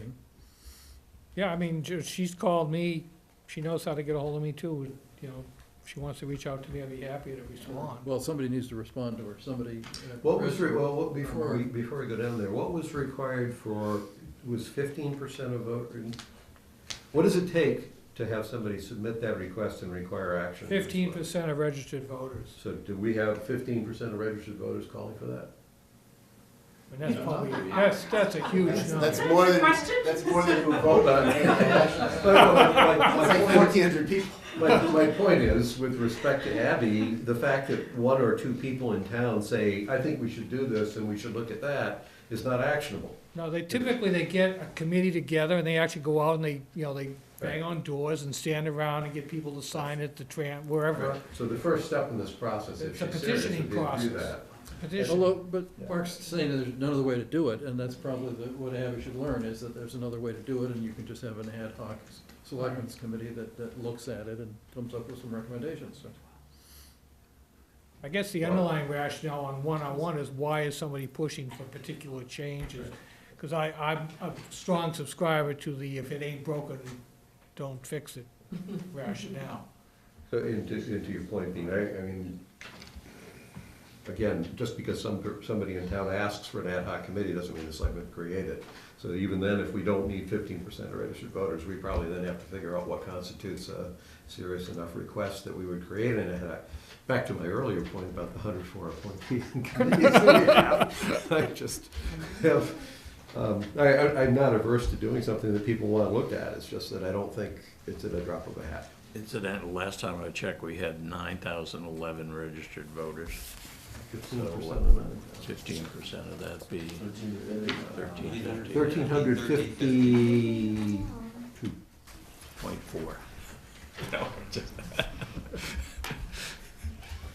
So, why don't we do the, You got all the minutes for this, right, Chris? Veteran Service Officer agreement? Article 47 is free cash, and last time you asked me what the free cash was. We're beyond the warrant articles now, Mike. We're doing the Veteran Service Officer. We burned Pete out on that last time. Well, we're only doing the ones that have changed, and the free cash one has not changed, so. Veteran Service Officer, we have an agreement that has been reviewed by our town council and Walpole's town council, and everyone's in agreement as to how it should be handled.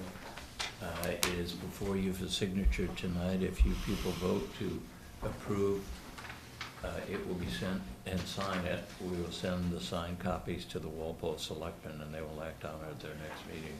Basically, it calls for a 2/3, 1/3 split on the salary with the town of Walpole, plus we will pay 1/3 of the whatever benefits he's entitled to.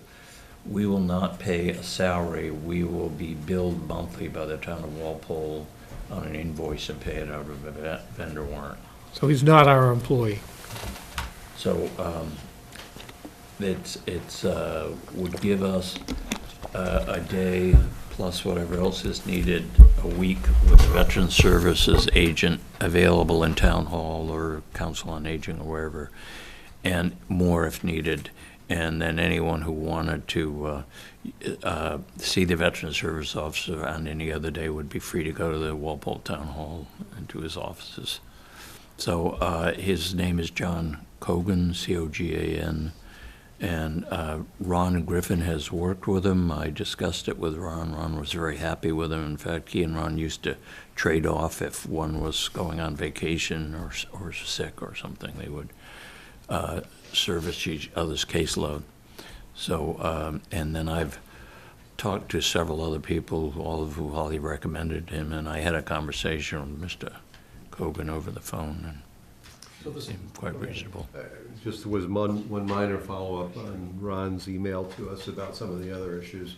Is there anything that we need in the contract? It sounded like there'd be minor expenses, probably office expenses and stamps like that. Is there anything we need in the contract? There was mileage. There's some discussion of mileage in there, that we would pay the mileage separately. That would not be considered part of the monthly invoice. Ron was talking about in his email to the selectmen that we should make sure are covered, things like flags and I don't know, what was it?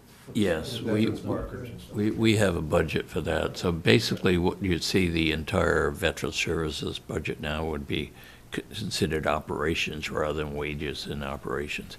And out of that, you would pay the monthly invoice from Walpole. You would pay for the benefits that the veterans are entitled to, and any other incidental office expenses or flags or whatever, items that would come up in the course of So the Mike, did you business. get Ron's email today about that? I don't know what time was the last email. I did get an email that I believe you sent No, from Ron. no, there was an email that came from Ron to the three of us. I didn't see that you were copied on it. Yeah, you were. Oh, I think, yes, I did see that one, yeah. Okay, all yeah. right, so that will get included in the Yeah. contract. Okay. That's it. It sounded like we might want to check with the Legion to see if they have somebody who would like to pick up some of this is not the veterans benefit stuff, this is Memorial Day planning and. Yes, that was one of the discussions I had with the Walpole Town Administrator. He said no, I was with the Veteran Service Agent. He said he's very active with Walpole Memorial Day. And I said, well, we have a Memorial Day committee that the selectmen appoint that handles a lot of the details. Now, Ron has worked with them, but, you know, they've been doing it for years and they're very good at it, so. One of the nicest veterans event was the Veterans Breakfast that Ron started, which didn't happen this year because Ron was gone. Yeah. Well, I'm sure he'll want to work with our veterans to do whatever he can to promote publicity for. Well, I guess what I was wondering about is whether those things that were not officially part of the veterans agent's job that Ron took care of for the town, whether Right. we would want to check with the Legion to see if they have somebody at the Legion who would want to do all that stuff that's not the veterans agent stuff. Yeah. Just to, I mean, maybe Ron, when he gets back, wants to do it still or something, but you know, what I'm saying is that's not really officially part of the job. Right, yeah. And I don't think it'd be reasonable to expect a guy from Walpole to spend a lot of his time setting up those kinds of things from Medfield. Absolutely not. And I think between the Legion and the Memorial Day Committee and the Legion Auxiliary, you know, they'd be glad to do those things. I assume you'd want to keep Frank Iafola as your flag, a veteran's flag agent. So he puts the flags on the graves Memorial Day, and you appoint him as a separate position there, so. So, Mike, are you looking to have us vote to sign this agreement or just to sign it at this point? Do we already vote? Vote to approve it and to sign it. Okay. And I think you need to sign several copies because they would probably want 2 or 3 copies, and I think we want 2 or 3 Yeah, copies, just, so. you can sign the 2 copies there, and we'll make photocopies to sign it. Do we have a motion on it? I move that we approve and sign the Veteran Services Agreement with the Town of Walpole. Second. All those in favor? This officially means I removed it from pending. It's gone. And Mike, Man, that's fast. thank you very much for bringing this to a Turn the page and it's gone. conclusion.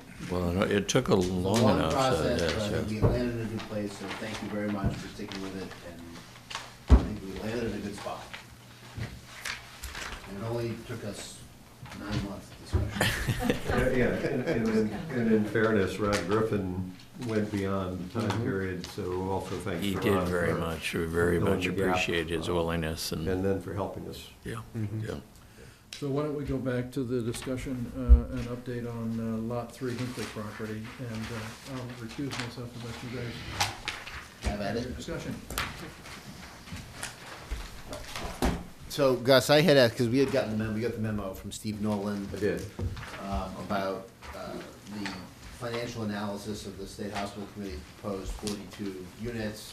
And then I had asked Mike to put together, I think you have this memo as well, just the summary of the revenues we currently receive from the Kingsbury Club. Yeah, I think there's fees in there too. I got a slightly higher number from Armin last summer, but it has to do with fees.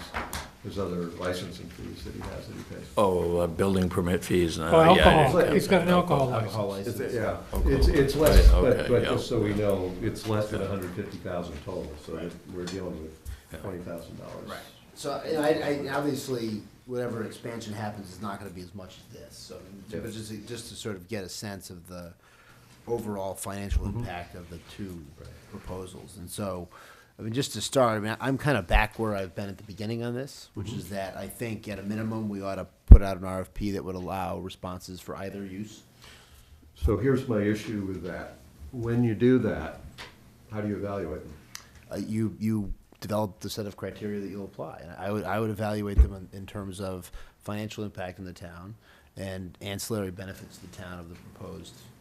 So the problem with that, if we had one developable lot left, and it was an either or, then I would agree.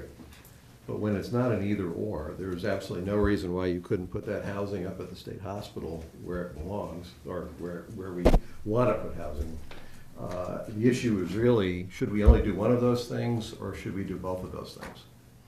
And inevitably, you're going to wind up with a total that says, well, it'd be beneficial to the town to do both of the things, unless the housing is money losing, which I don't think it will be. I don't think it is at all. Yeah. So the issue and the logic there is, it's not just a single lot. You can't look at it in a vacuum. I agree with that, but I also think from a housing standpoint, I don't know when anything is going to go up at the state hospital.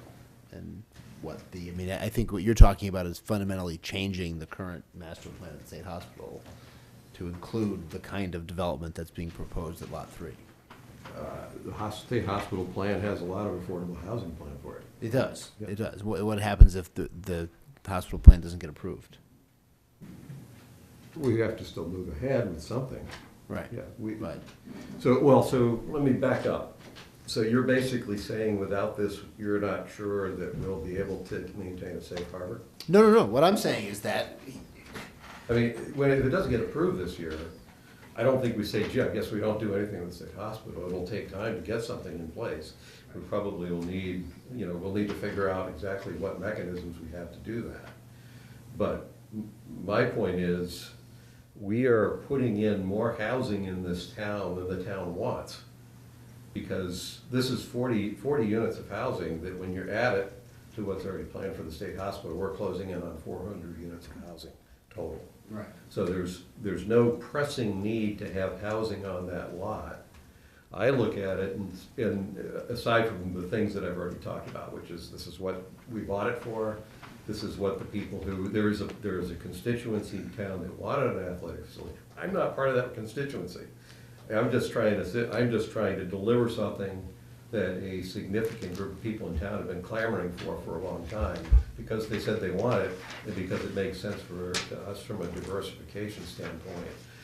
And as it so happens, at this point, we have a successful business in town that has been growing that says, I would like to expand to the adjacent lot. And we seem to, for some strange reason, say, no, we're not gonna support you in your growth. And I find that wrong. Let me talk about the piece, though, that I do think is worth considering. I think, Mike, you brought up that as we understand the usability of that lot, even with the land that the Kingsbury Club might sublease, it would appear that the size of that facility is not going to be the 100,000 square foot facility like the Fort Kicks. Right. It's going to be a smaller facility. I have no problem with us exploring that smaller facility if somebody looks at it saying, hey, I can't make it work. Then they have a much different view around the property, because if you can't make it work, you can't make it work. But the idea that we have so little commercial property to develop, we have people who want to develop it, we've held them off and we've delayed, and the plan is to put housing there instead, when we actually don't know how we're going to use all the property up at the state hospital. And this is part of the housing that actually would be why we bought the state hospital, to be able to put housing in. I'm very concerned, we're gonna go to all the undeveloped lots, build housing, and then we're gonna look and say, gee, we don't really need the state hospital campus for much more, we've got most of it covered. Well, I guess number one, that wouldn't necessarily bother me, in the sense that I don't think we should decline to go forward with a more advantageous project to get leverage over the town to force us to do something at the state hospital. But why wouldn't we find out what the market says about the value of this property? I mean, is there a point? I'll go back. I mean, find out, but I'm saying, how are you gonna make the decision once you find out? Well, okay. I mean, even if you make it purely economically, we could say we're gonna make it purely economically, whichever one is gonna deliver the most economic benefit to the town over some window up here. And how will you deal with the fact that you can do both?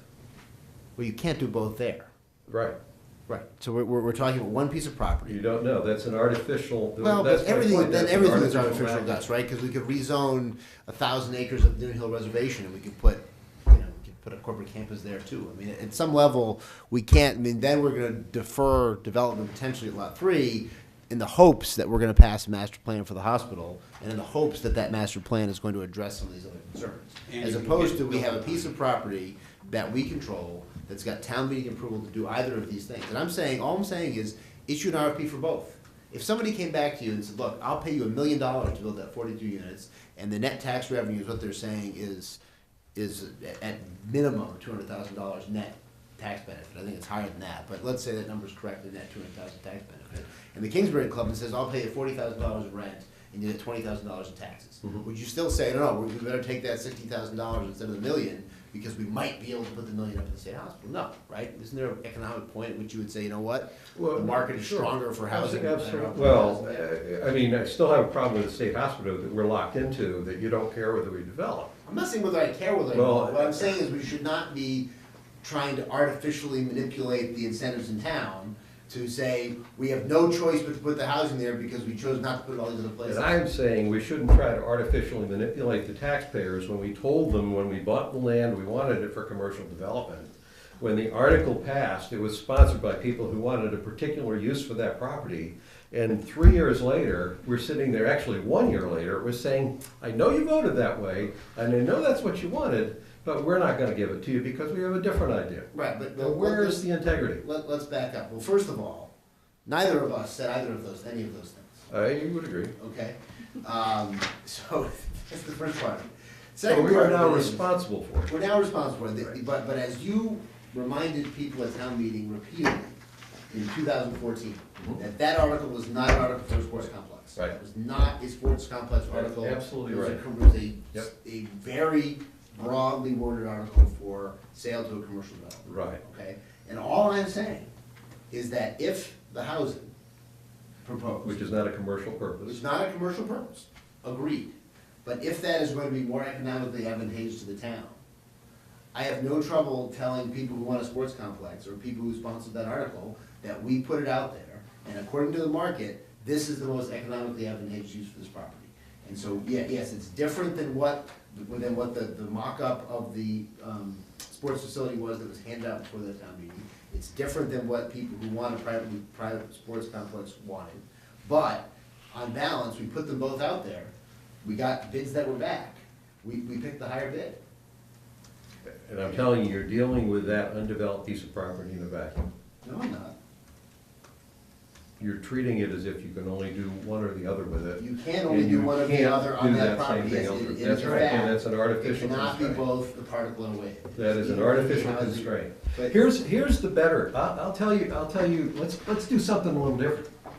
Let's plan to do both of those, so we need 2 spots.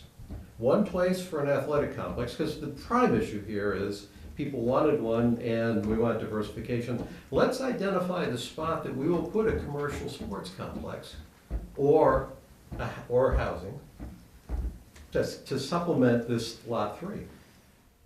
So basically, lot 3 will either be a commercial sports complex or housing, and the other one will be in a different location.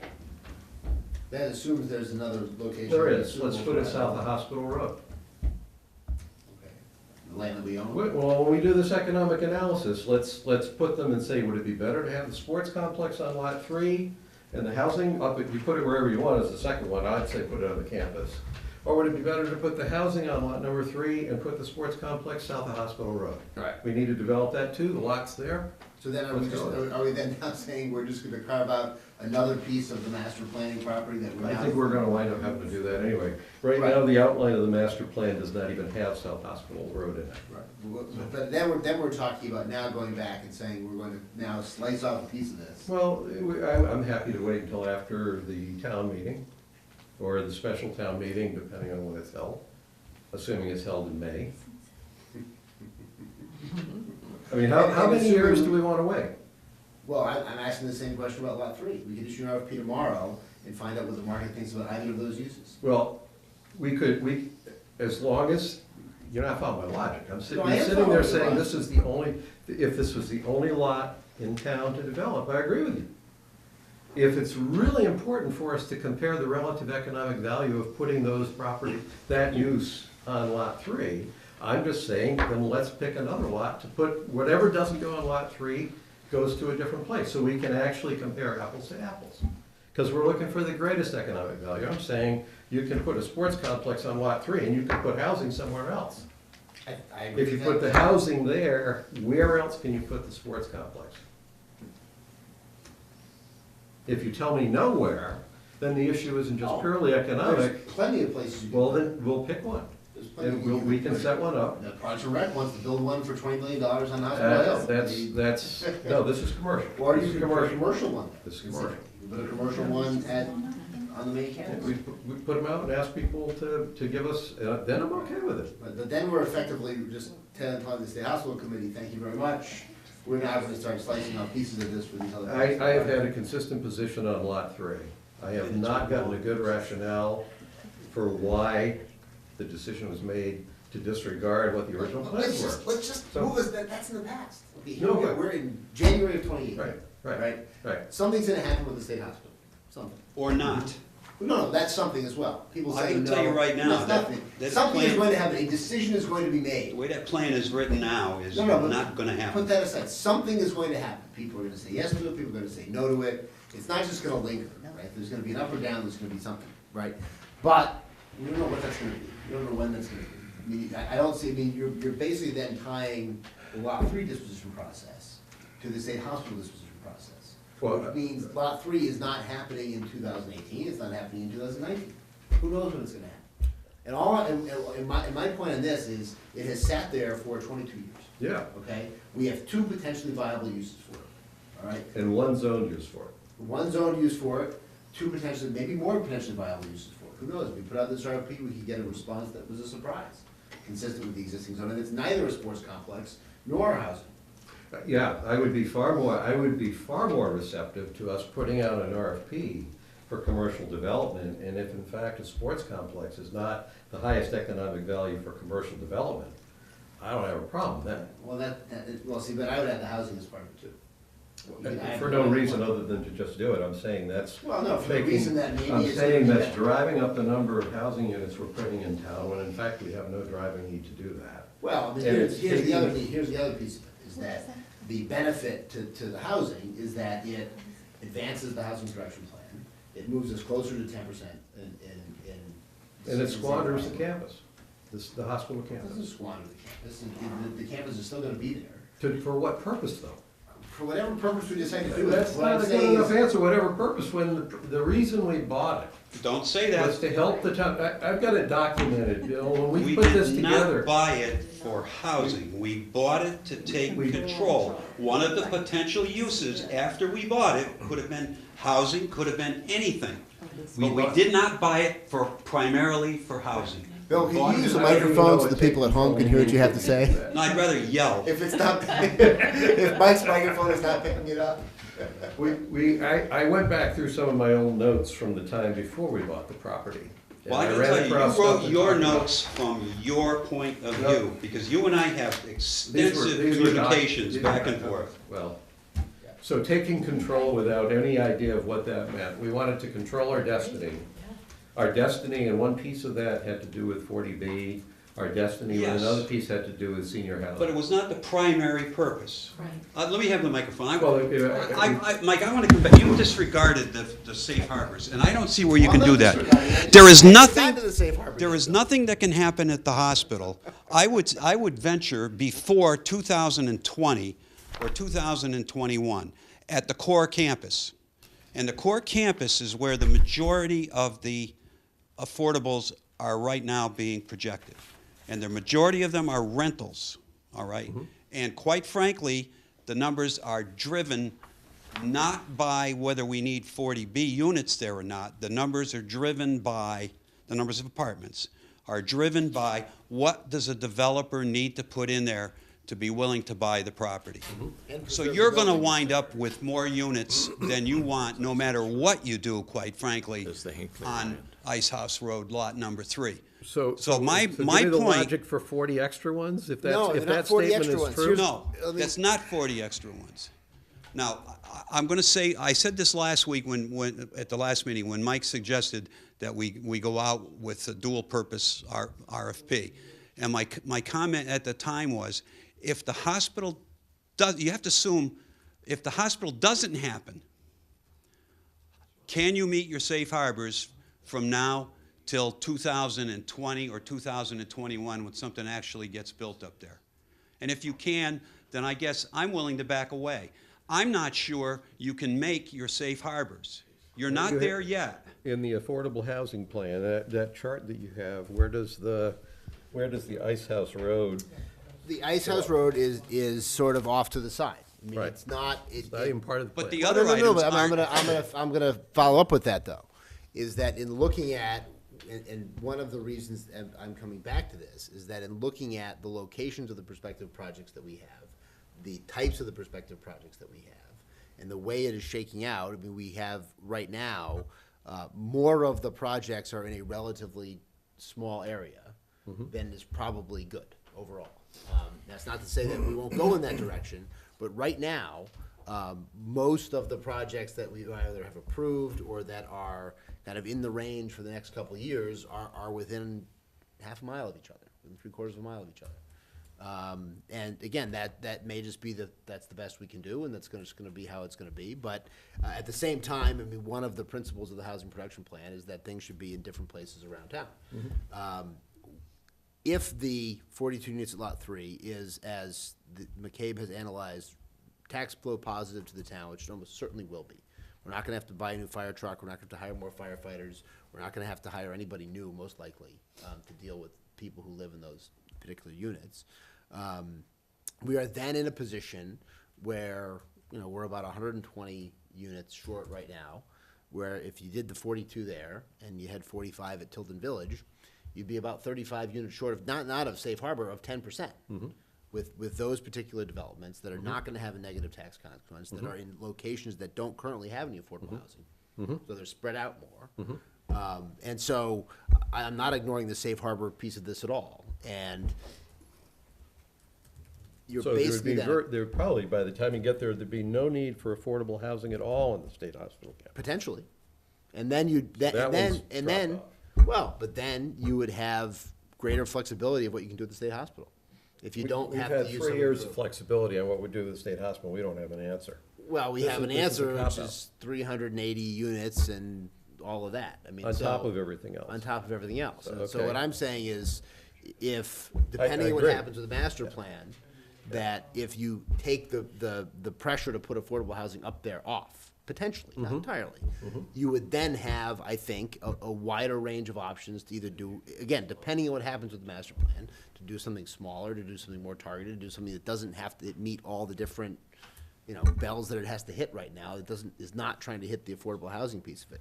From our perspective of the Affordable Housing Trust, we discount the hospital entirely in terms of our planning, in terms of affordable units, simply because it's too great an unknown.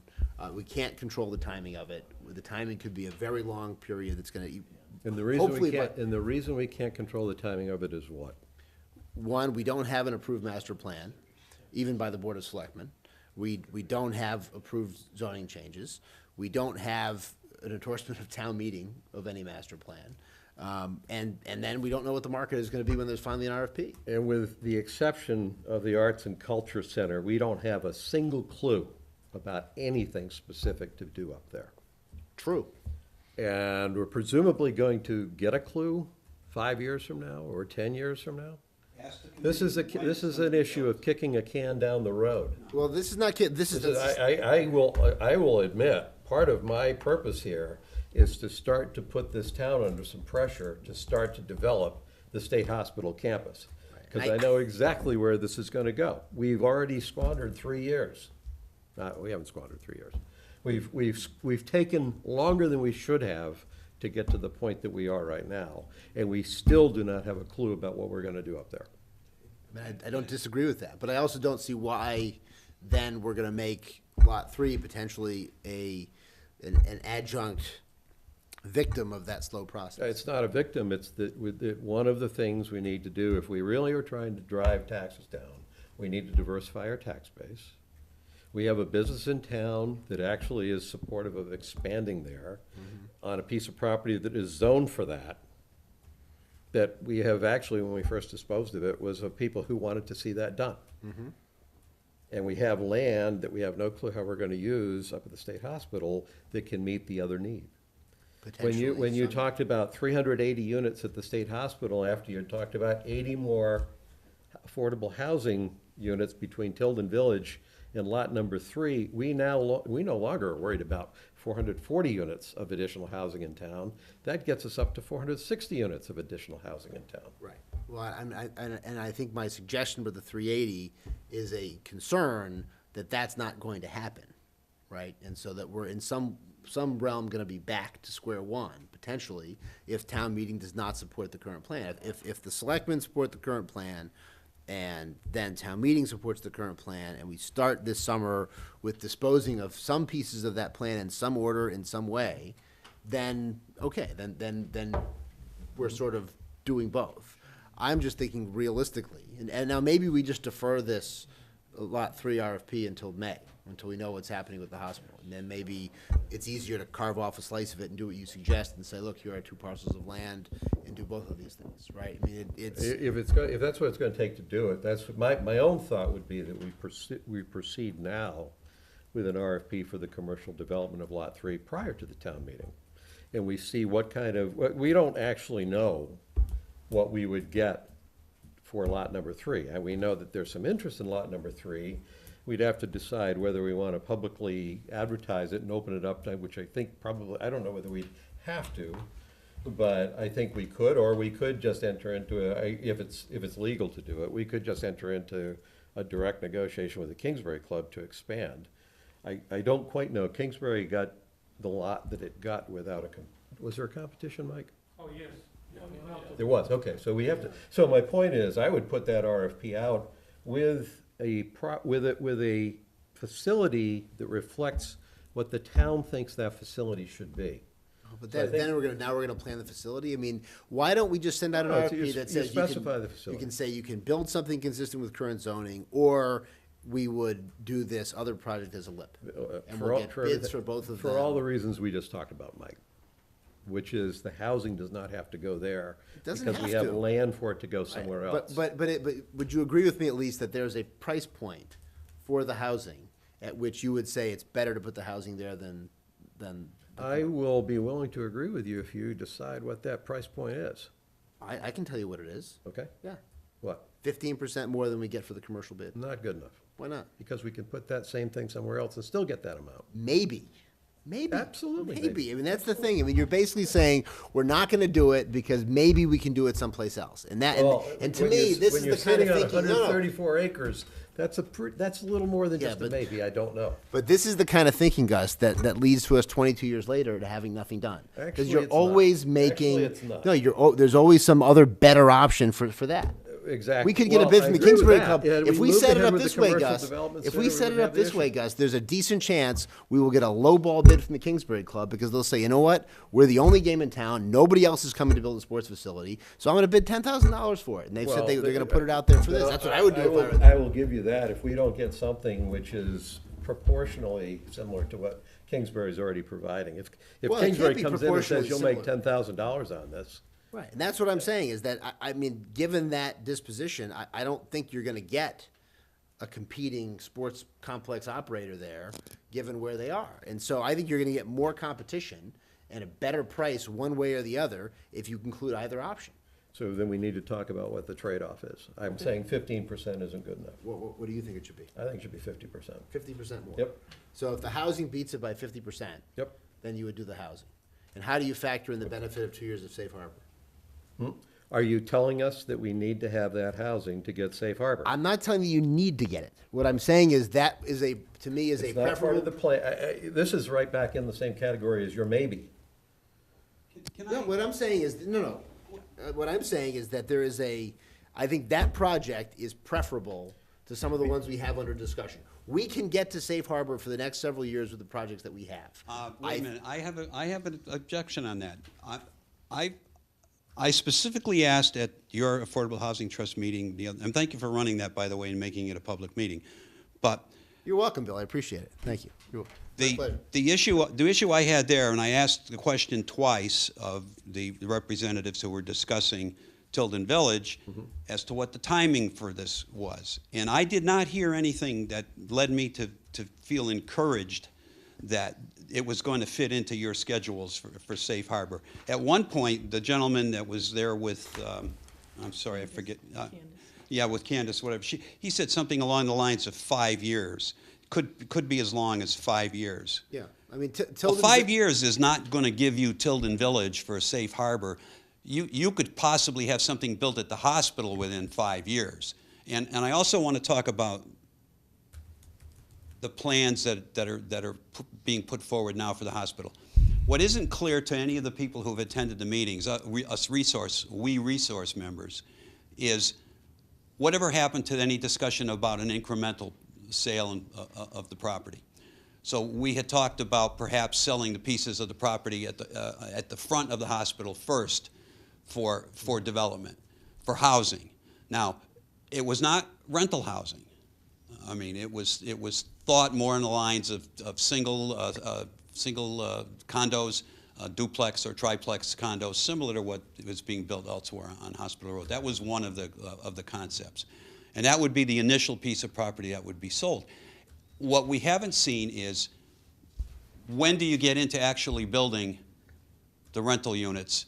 When do you get into converting the buildings? Now, these are all wrapped up around historic tax credits. They're all wrapped up around affordable housing credits and everything else, all of which add to the uncertainty of how fast those things are going to happen, not to mention the infrastructure that's going to be required for that property. So, I'm trying to be realistic about what I see. I don't see something happening at the hospital beyond the front half of the property anytime much sooner than 2021, maybe even 2022, if it ever happens, based on what could happen in the market from now till then. What I can tell you, Bill, and I didn't start here, and I'm not qualified to make the decision, make a judgment. But all the advice I'm getting on the state hospital campus is that the town needs to find a master developer. It's not a question of piecemealing and selling stuff. You need a master developer to put a complete. Well, I'm going to tell you right now, if you're going to try to sell the town on a $500 million project, which is what I've heard tossed out there at the numbers, to a single developer, I think you're going to find some objections at town meeting. You may. I mean, like I told you, No, Bill, you will. I didn't start there. I'm talking to people that know about real estate development, and I'm getting a very consistent But message. those aren't the people who are going to be voting. It's not going to be the people who know about real estate development who are going to be voting. It's going to be the people who are concerned about control of the property. The same issues that relate to 40R about ceding control will also apply to giving it to a developer. If the property... It's not giving, I mean, it's a question of who you put in charge of trying to figure out how to make that all work. All those questions that you None of which is going to happen within a reasonable time period, I'm sorry. Well, Even your new committee, your new master developer, whatever, is not going to get something built up there, like that. fair enough. I have a question. John, here. Is parking, I don't see a park and rec warrant article, but I understand that there will be one. Is that your understanding? There is one. Oh, there is one. Maybe I overlooked it. But that seems to me to come into play in your dialogue up at the table. That Park and Rec is committed to having its own facility up there. 14. Okay, thanks. Yeah, I mean, Parks and Rec has taken, from what I understand, is they dropped the second phase, which is an indoor turf field. So the piece that we're talking about here is not a conflict with Parks and Rec.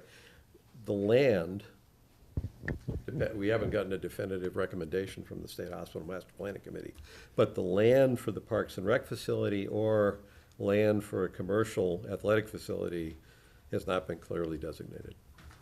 If either one is being. Yeah. Well, as you know, they have a decided opinion on that, or judgment on that, where they want it. And it is not in competition for space up there. I don't think they'll look kindly upon seeing Kingsbury expand over there, though. It's not their call. The fact that they took the fact that they dropped phase 2 suggests to me that they basically said, all right, we heard the selectmen, the idea of taking a commercially viable activity and rolling it into a town-supported department is not really a smart thing to do. And so I think they've adjusted their plans to not have that be an issue. The other point, Mr. Selectman Murphy, is that we have not heard yet from the town meeting. I'll be very surprised if the town meeting wants to see what you're proposing, which is pretty heavily. And the reason for that would heavily, be what? because the town wants to preserve its sense of community. They want it does not want to see. If we wanted it to have 440 units, we could have gone with the state. I'm not proposing that. Well, you're proposing all the time development, development, development. It might be that development is what we would see as scenic, open space, playing fields, walking space, open land for future generations. I want to make sure you understand the argument I just made. I said that the State Hospital Master Planning Committee has a plan which is up. First of all, it doesn't have a plan. It has a concept. Okay, but that concept, at its highest number that I've seen, has 392 housing units. That's I'm making the argument that 42 of them are over on Ice House Road, and the town doesn't need 300. I'm right with you around the number of housing units. Well, I'm not arguing to bump them up. I'm saying the fact that we've spent those 3 years as a town Yeah. and have come up empty, as far as I'm concerned, is sorrowful. But we have asked for, some of us have asked for, alternatives all the time, all those 3 years. And we spent hundreds of thousands of dollars, of taxpayers' dollars, and we have nothing certain. And nothing really that anybody is particularly proud to present to town meeting. Well, I would give the committee a chance to pull together what they want. And all of this commentary would be very clear. There's a lot of people on that committee that have put in, including you, that have put a lot of time and effort into this. I don't believe there's nothing that's there. I do think that the committee has a cost model, which will be useful to us. Personally, I think they have a catalyst list that was developed around potential commercial opportunity that I thought had merit. I think the upfront work that's been done on the Arts and Culture Center has merit. I understand, I think what you're really saying is, yes, but there's not a nice, neat, tight, well-structured master plan yet, and that's probably, that may be true by the time. But it doesn't look like what you were, Right. what you're describing. But the only issue I have, John, is if you think I've been arguing to bump the number of units up, I've been arguing the exact opposite, that we bought the property in order to control our destiny, and that was in response to 440 units that the town didn't want. I'm looking at 440 units as kind of like, you know, it's not really the upper limit, because if all you did was hit the same number, you wouldn't have accomplished anything. I'm saying that there's an envelope of what's feasible, and 440 units definitely is the outer limit on that. It should be some total number that's less than that, based on what the town wanted. I think that when we bought the property, I don't know these numbers are exactly accurate, but when we bought the property, we said that the remediation and demolition cost was $12 to $15 million. I think if the plan comes in with something that has the town kicking in a lot more than that, I think we're gonna have problems at the town meeting. Because that doesn't make sense, that we would pay even more money, you know, we would lose even more money on that. Well, I won't prolong this, but we'll certainly be back at this at town meeting, I assure you. Because this is what that town But meeting. your comment wasn't directed on my position on Lot 3, it was on. Oh, well, you keep saying, you keep talking about development and so forth, you know, commercial development, and who knows what the options are, as well. Let's put out an RFP and see what we can put up a new Marriott up there, you know, it's what some of us want to see. Some of us want. The commercial development I'm talking about is Lot 3, Yeah. which that's the only thing I've really thought about. I do think that I have a hard time picturing that the footprint of the campus proper with the buildings that we have. I think I have kind of assumed that, except for those buildings that have to be taken down, that we probably right now are trying to figure out how to use those buildings. And rather than using them all for housing, yeah, I am in favor of commercial development for those, if that's feasible to do, because I'm in favor of diversifying the tax base, because everybody wants to lower taxes, and I don't know how to do it if you don't actually figure out how to diversify the tax base. well, there are too many variables and too many factors involved here, Gus, to settle anything at this meeting, but we'll be back at it. Thank you. Okay. So back Well, a don't lot. throw all the tomatoes at me, John. Okay. No, I did not want to be, nor was I asked to be on the committee, other than as a, what do we call ourselves, the orphans of the committee. But, John, what I think I understand in your position over the years I've listened is you do not want profligate development simply to, develop whatever we have to the maximum extent we can. I want to see a good, small New England town stay just that way as much as we can. Yeah. All right? Yeah. And I really think that the committee that Mr. Marcucci chairs is doing an excellent job in solving our problems, and that they should be given gratitude for that and support for that. I do too. Well, let's come back to lot 3 then, guys. Okay. So you would accept that if the proposed 42 units would beat the commercial response by 50%, you'd accept the housing? Okay. And do you accept the McCabe construct for analyzing the cost benefit of the housing program? Now, you have to show me that concept. Well, they I said- haven't accepted that yet. Okay. Well, Absolutely that's- not. Okay. Because What's wrong with it? what I've seen was a comparison of the taxes that an athletic facility would generate with the taxes that a housing complex would generate. A lot of these costs here are not taxes. I don't actually know what the lease revenues would be from the housing, and I haven't really seen what the actual town costs are. So it's net benefit to the town, it's not tax revenues to the I town. agree, Yeah. but I So- mean, So we need a methodology, we need a clear methodology. So the about methodology that. they have had, Right. the methodology they have, and I think their methodology understates the net tax benefit of the housing development, because their Well, methodology. all the more reason for me to be worried about where this is going. No, the methodology they have is that to estimate what the property would be valued at and what the property taxes would be on the property, right? That's a knowable number. Well, there's and there's presumably a lease for the land. Right, but that's separate. But we're just talking about, but the lease, we're gonna know the answer to the lease. Because the lease is gonna be a number that's gonna come in response to the RFP. So we're gonna get an offer from presumably the Kingsbury Club, potentially an offer from a developer for the LIP. And they're gonna say, here's how much we're gonna lease it for. So that's comparing number to number, right? And maybe the LIP guy says, look, I gotta buy it, I don't wanna lease it, so I'm gonna buy it for a amount. And you can compare the value of a lease over time. You can do a discounted cash flow and you come up with the number that it is. But the key piece of it is the comparison of the taxes, right? The comparison of what the taxes are gonna be. And so if we, No, the net, the net, that's right. But I'm well, saying tax, is- you have to take the town cost. I am, but I'm saying the comparison of the net tax benefit to the town Yeah. of the housing versus the net tax benefit to the town of the commercial development. That's Is the what? comparison. Yeah, net tax benefit. Net tax benefit, right.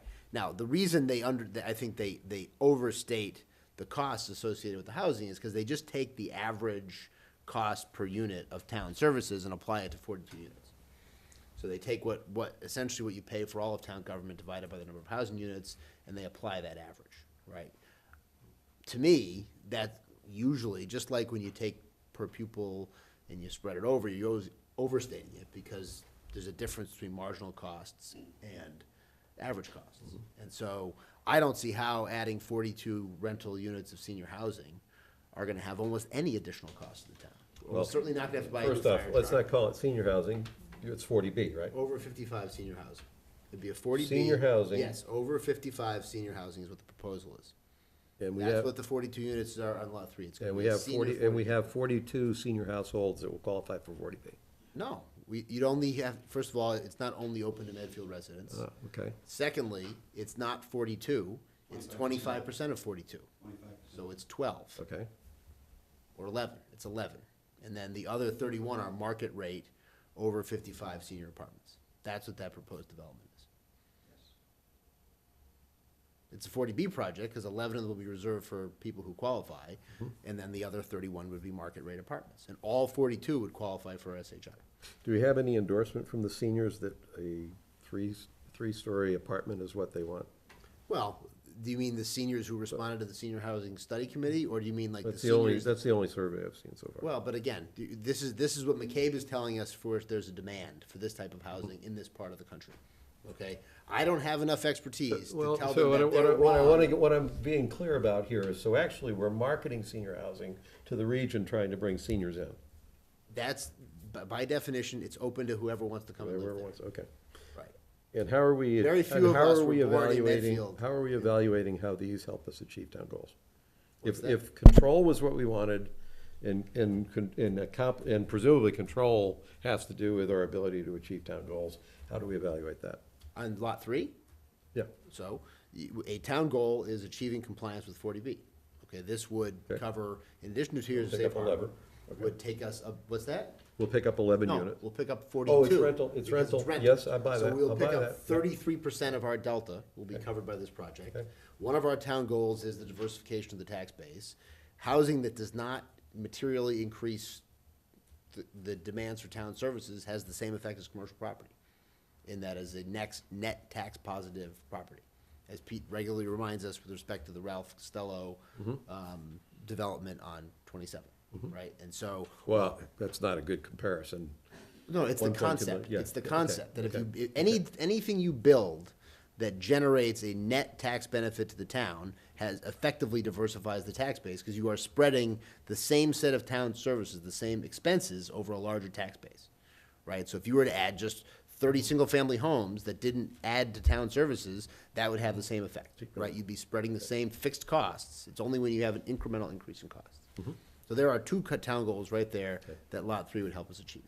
And it would, from a housing production standpoint, it would geographically diversify where we are developing additional housing. If the concept that we're operating under, if our basic assumption is we're gonna get to the 10%, It's not geographically diversifying, because we get Park within a quarter mile, that's more than a quarter mile. I mean, it's on the other side of 27, it's, on the other side of 27. yeah, I wouldn't say they're in the same neighborhood. I wouldn't say they're geographically diversified. Well, I but- mean, but Medfield let's- itself is not really Let's leave that, geographically let's, diversified, well, but I mean, it's- I think that's, I mean, I think you have to work pretty hard to say you're geographically diversified, but let's just leave that one. Okay, well, alone. it's not, We won't fight over that one. I mean, we can get out our protractor and measure. Well, I don't know. How what far it yeah, is, well, I you mean, put but- two large complexes within a quarter mile of Right, each other. call it and that's, diversification. okay, by That's your not- that's definition, not a then something major at issue. Medfield State Hospital is also in the same neighborhood as the park, because it's really just through McCarthy Park from where Lot 3 is. Well, it's farther away, but That much, but okay, however it's far more it is from- geographically diversified. Okay, Okay, so that would be superior. by a Okay. half a mile, Right. right. So those are the town goals that this at Lot 3 would achieve. And it would be more financially beneficial for the town, because we're only gonna do it if it can beat the commercial proposal by 50%. All right. Let's see where it goes. So who's gonna write the RFP, and what's it gonna look like? Oh, well, that's the hard part. I don't know who's gonna do that. I mean, I assume Kathy McCain. That's So part let's, of her- let's go to timing. Do Yeah. we do, then, I think that's complex. I don't know what a single RFP looks like here, so I think it's 2 RFPs that says you respond to this one or you respond to that one. But let's talk timing. Is that something that we have to do after the town meeting and after we figure out what's going on here, or is this something we can just move ahead with? I would be inclined to just do it now. Okay, so we should go ahead and pull those the two properties, or the one property back from the master planning committee? What did Steve say in his email to us today? Well, he I've gotta look basically back said at- if you were doing lot 3 for commercial, pull it back. If you were doing the housing, don't.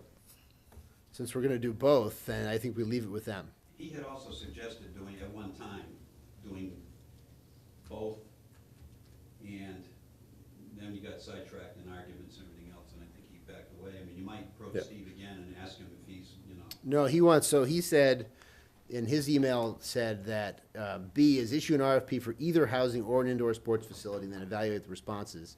His suggestion is if you decide on B, issue an RFP for either affordable housing or an indoor sports facility, leave the property in our master planning charge, and we will proceed as we have outlined in his memo dated January 3rd, which proposes that the underlying zoning remain commercial, but that we add an overlay district to allow for housing, giving the town the option to pursue Okay, review. so that. But our RFP would be doing it as a lip, so. we And you're wouldn't need doing it as a overlay lip, so there's no need to do the zoning piece of it. I have, only because I don't I've heard enough on 40R to make me worry about 40R, particularly as it applies to these 2 lots, actually. But it sounds like you're not actually necessarily doing 40R on Hinckley, you're doing a senior housing. I would basically say, let's pull it. That way we just don't have that added complication. We don't plan to do 40R on that. We will do a lip, so if it's 40B, it's a lip, otherwise it's commercial. And then the good part about that is we do issue the RFP now, so we get that rolling, see what we get. Right. And maybe we'll get nothing. So we'll get a proposal for a McDonald's. Well, no, I think what happens in the RFP is we specify what we're looking for. So it's not just, we asked for an RFI when we first got that's where we just opened up, and all we got was 2 responses for housing, which were non-compliant with that particular request at the time, and in the commercial athletic facility. The thing that I don't, on the commercial athletic facility, what I don't want to lose control over, and Mike, I'm looking to you only because I've had more conversations with you on this, but there's 2 things I would like, actually. It's good that Deb is here, because you can relay this back, but we currently have a 10-acre lot, which has, through conservation restrictions, has dropped down to something between 3.4 and 5.6 or something like that, partly defined by a man-made retainer that's where the catch basin, which I understand could be moved. So my real question is, and this is not an arm twisting on the Conservation Commission, but when I look at what the Larkin project was able to do by way of being allowed to do certain things in buffer zones, I would like to know, and this probably is useful for the housing anyway, I would like to know what we could responsibly do by way of being able to use the maximum amount of that property in an environmentally responsible way. So I don't, like, for instance, if there's a parking lot that could go in the 200-foot buffer zone as long as it was a porous parking lot, I don't know. I just know we did some things to accommodate the Larkin project. And rather than kind of just say, use the strictest rules to make that as small as possible, I would like us to responsibly use judgment to allow that to be as big as possible as a development. It doesn't matter which thing goes in there. See what I'm saying? I do, and I think that you should talk to the Concom agent for a couple of reasons. One, because anything I say can't represent Fair the enough. Conservation Yeah. Commission. Yeah. And like Pete, I live adjacent Right. to this, but Right. speaking privately and as a Yeah. citizen, I can tell you that if you look at this and research it, what you refer to as a man-made basin, some of us would say is a natural wetlands, and that actually not only do you have riverfront, but you have actual resource and wetlands there and vernal pool, which gives you perhaps even less usable space than you think that you have. And there are those who would, be very proactive in, protecting those resources as opposed to, people trying to push the limit to eliminate the resources, which is really against sort of good conservation. And my point, and I'm not trying to push limits, but I'm basically saying, I was told that was a movable basin, so I'm only going by what I've heard. But what I'm getting at is what I'm seeing is limits that keep saying, no, this isn't really developable, this is less, this is even more. And so we bought land in 1995, which has subsequently been defined, that could almost say, well, you've got hoodwinked because you get sold land you can't do anything with. I'm only trying to get to a realistic number, determination of what could be developed, recognizing that perhaps on some of that land, you could only use it for certain things, but it still would be relevant to the development. And again, I think that that's a conversation that's a really important one. It's a good issue that you've picked out, and something that you all certainly should be attentive to before we sort of march forward. And if I could just, because I had a question on there, just ask, because you've used interchangeably in your discussion about Lot 3, the term, commercial sports complex or indoor athletic facility, and then you've also talked about the Kingsbury Club being interested in, probably putting a bid on that property. And my question would be, in the context, if the Kingsbury Club did, respond to an RFP, would you be taking measures to make sure that it's not a situation where the Kingsbury Club then subsequently sublets that to another, commercial entity? Because now you're just giving away control of that property to an individual private sort of commercial entity, and I don't think that's what the taxpayers had in mind way back when we decided to purchase that property. I've already had, so your caution is a good one, that whenever RP goes out, we would put a restriction on the That's in principal our lease being- anyway. Huh? Lease. It would be in the lease, they wouldn't be allowed to But sublease. to answer They're your not allowed to question, sublease but what they to have answer your now. question, Deb, because I have had conversations with the Kingsbury Club. Without The our- very first time I asked the question about whether they would sublease, the answer I got was, I will either lease this property, sublease the property on the Kingsbury property to support this to someone that you choose to develop it, or I'll develop it myself. That was an early summer discussion before I really dug my heels in this fall around this. I went back and had a second conversation. I said, I want to confirm. I said, back out if you don't mean this, but I need to confirm you are absolutely willing either to do this yourself or to have someone else do it and you will still sublease to them. And I was told, yes, I will. But that really should be all part of a separate RFP process, I would think, as opposed to individual selectmen sort of having Well, conversations and I was, negotiating. I'm not with negotiating potential anything. applicants. I'm not negotiating anything. I was trying to find out whether the information I got from the State Hospital Master Planning Committee was accurate, and it was not. He sent us a letter too. Yeah. He sent us a letter at the end of November Yeah, saying he's interested. right. The Kingsbury Club And I'm not sure who prompted that. I was not. I think it was. But the important thing is I was not negotiating. I was trying to get to ground truth. Okay, but I mean, it's just because you come across, I mean, I think you understand, you come across as a proponent of a certain approach. And so some of this discussion just causes a little concern, which is why I'm asking for some clarification. Yeah. Because it disturbs me, So the- quite frankly, to think that there's, you know, sort of conversations in the background that, So the process, the reason I even got to this, and to the point that Mike raised, well, what if there was other commercial development? It's like, I don't care if there's other commercial development, do it. I don't have a particular approach. I neither plan to be on an adult soccer team, nor do I plan to rent an apartment. I have no interest one way or the other in the property, other than diversifying the tax base, following through on what the town said it was gonna do with the property when the taxpayers bought it, and following through on what the people who pushed the article that got the land disposed of wanted it for. The reason I homed in on the athletic facility at all was that when the town first put out an RFI, the only response that came in was for an athletic facility. And for housing. And for housing, but housing at the time was not I mean, it's in there, and it's in there now because we're talking about it, but housing was a non-responsive to the request that we were asking for. We were asking for commercial development. I was actually one of the people, at least, that said you can't include the Kingsbury sublease in that RFI unless Kingsbury's gonna let it out for anybody. And at the time, they weren't willing to because they didn't know what anybody might mean. But I'm actually one of the ones that said, you can't do that. It's gotta be fair and straight up. Having now learned that there was only one purpose that appears to be feasible, that there was interest in, from not just Kingsbury, it was actually not Kingsbury to start with. I'm just sitting there saying, okay, it's commercial, there is an interest in this, there was a developer that wanted to do it, there is a developer that wants to do it, let's do it, and that's why I'm going down that path. And I'm neutral on how it gets done. okay.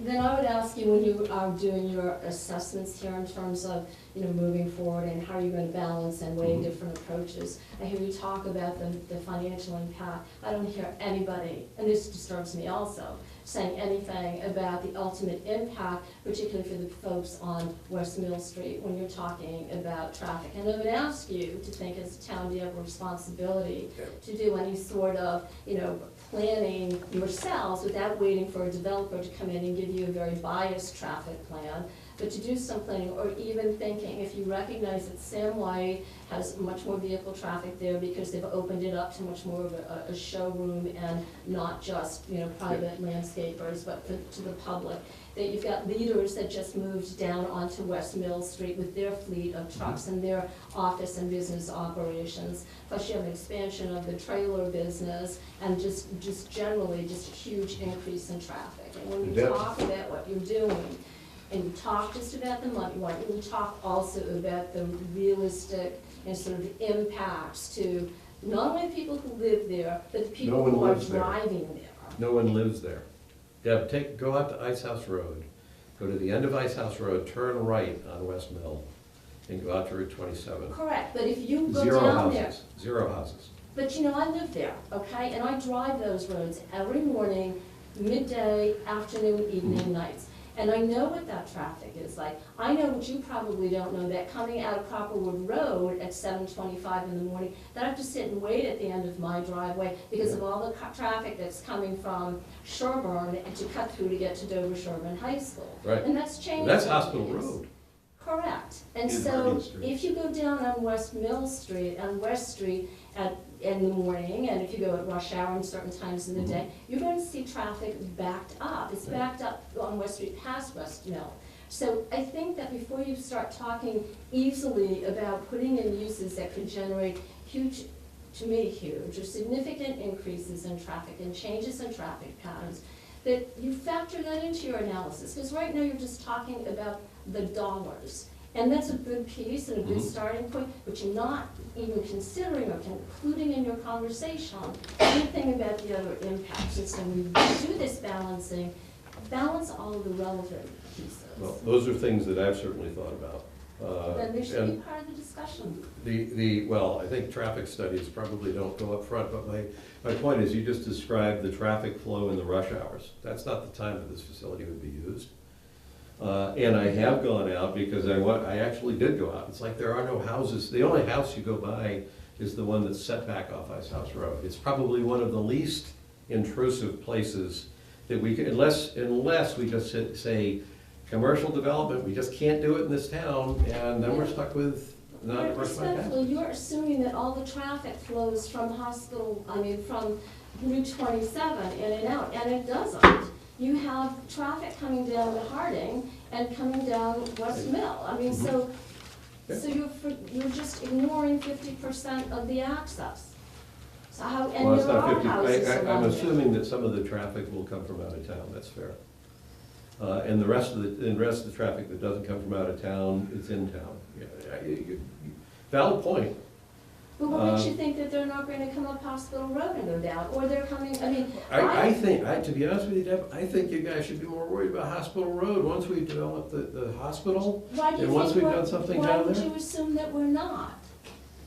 Because you weren't talking about it. I'm saying, what I'm getting at is when you talk about traffic, I'm more worried about what the impact is gonna be on Hospital Road. The And impact the on the intersection? hospital is going to be huge, and you're right. But right now, you've taken a piece and you're moving it up. So you're getting me moving up in my timeline and responding to the action. The development at the hospital is still unfolding and taking its time. For what I know, it may all end up as open space, which I think would be actually not necessarily a bad result.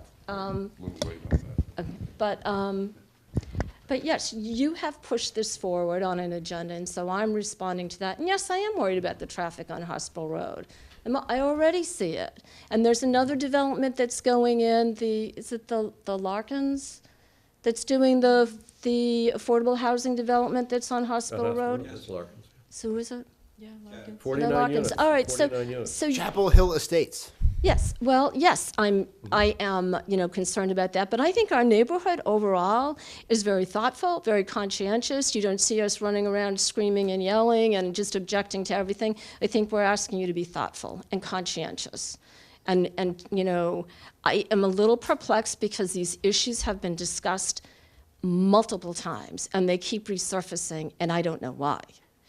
Well, I would agree with you, except my perspective on that is the exact opposite of yours. I've asked multiple times how we ruled this out, and I have yet to get a good explanation. But it's been a public process, and they've all been public meetings, and they've all been open meetings, and so I've asked the question at those public meetings, and I have yet to get a reason that'll stand up.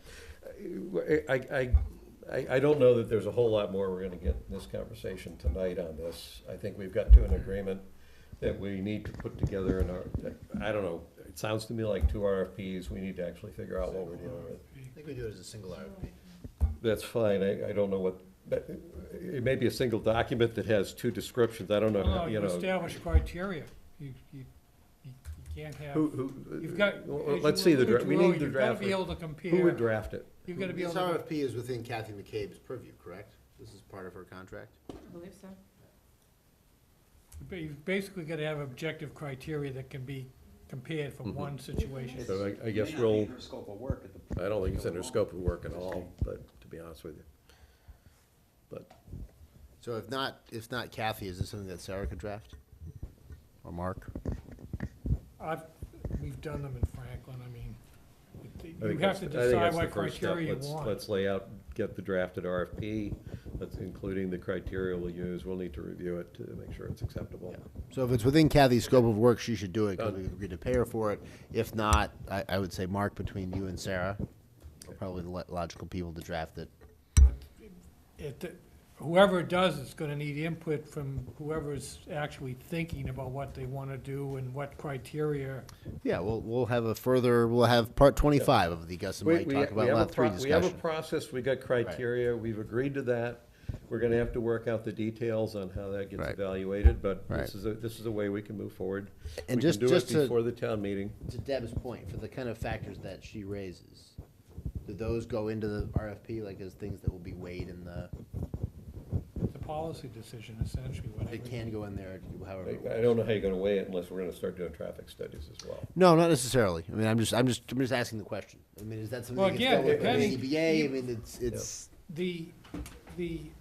If you went with the rec facility, that's not an as-of-right use up there, that's by special permit. So that, ultimately, they'd have to go to the ZBA and satisfy the special permit criteria, which would include traffic studies and all.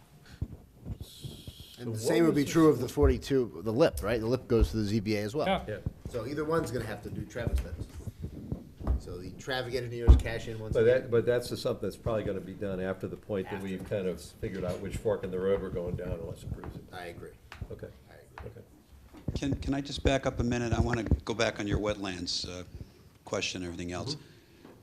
So, because I was interested in making maximum use of all of the properties on Ice House Road, I had suggested to McCabe that it was my understanding that you can in fact build within the bordering vegetated wetlands with permission from the Concom. And when she was putting together what she thought would be the number of units on those pieces of property, I said, well, why aren't you making use of that? And she said, because I can't put it in an RFP out to developers saying you can build in the vegetated wetlands. I'm just relaying what she said. So then I said, well, what we ought to do is make sure we know what the wetlands are, and that's how it came about that you eventually wound up with a survey of the wetlands for both the Hinckley property and the senior center property, so that we could determine what the exact nature was. And I didn't do that over on the Ice House Road, lot number 3. Yeah. But you had said, well, when you were asking Deb the questions there, I thought you were heading towards, well, couldn't we go out and say it's 7 acres and not 4.2 or whatever? But yeah. and I'm just saying that McCabe had said that she couldn't do that in an RFP because it would have to be the developer coming back afterwards and going for a waiver. And for Larkin, it was only 2 units, and it was because I attended the hearing. Again, I'm not trying to twist an arm here, but what I'm getting No, I'm at- just giving you some background on the idea of can you use the vegetated wetlands or should you use the vegetated wetlands, adding to the property when you're going out for an RFP. And I'm saying that everything seems to say no, that you shouldn't do that. You should- If you're doing it as a 40B, that changes things too. Yes. Because then you've got the state statute versus the local bylaw. Right. I'm merely, yeah, and I can tell you, if you look at the Larkin project and you look at how far they've gone out, They trump the local bylaw. well, I know, so and I'm not it may be that a 40B can do that. So it may actually be that the LIP project has an advantage over a commercial project because of that. My only point was that when a developer's looking at a piece of property, kind of makes a difference between whether you're told you can have 3.4 acres or 5.6 acres or 7.5 acres, and I'm only asking for the realistic estimate of what that would be. Tell 'em. I'm not sure. There's another restriction on that property too. You can't build within 150 feet of the residential zone. So the first 150 feet all along the zoning line is unbuildable. That affects both you- projects. You can put parking and paving, but not buildings. Now, you can, my understanding is that the detention basin is not a wetland, that it can be built over. It's a man-made structure, and therefore, But because of the date and because it hasn't been maintained, that if it were to be, it's addressed on a case-by-case basis. Well, There's a general it's- sort of ruling.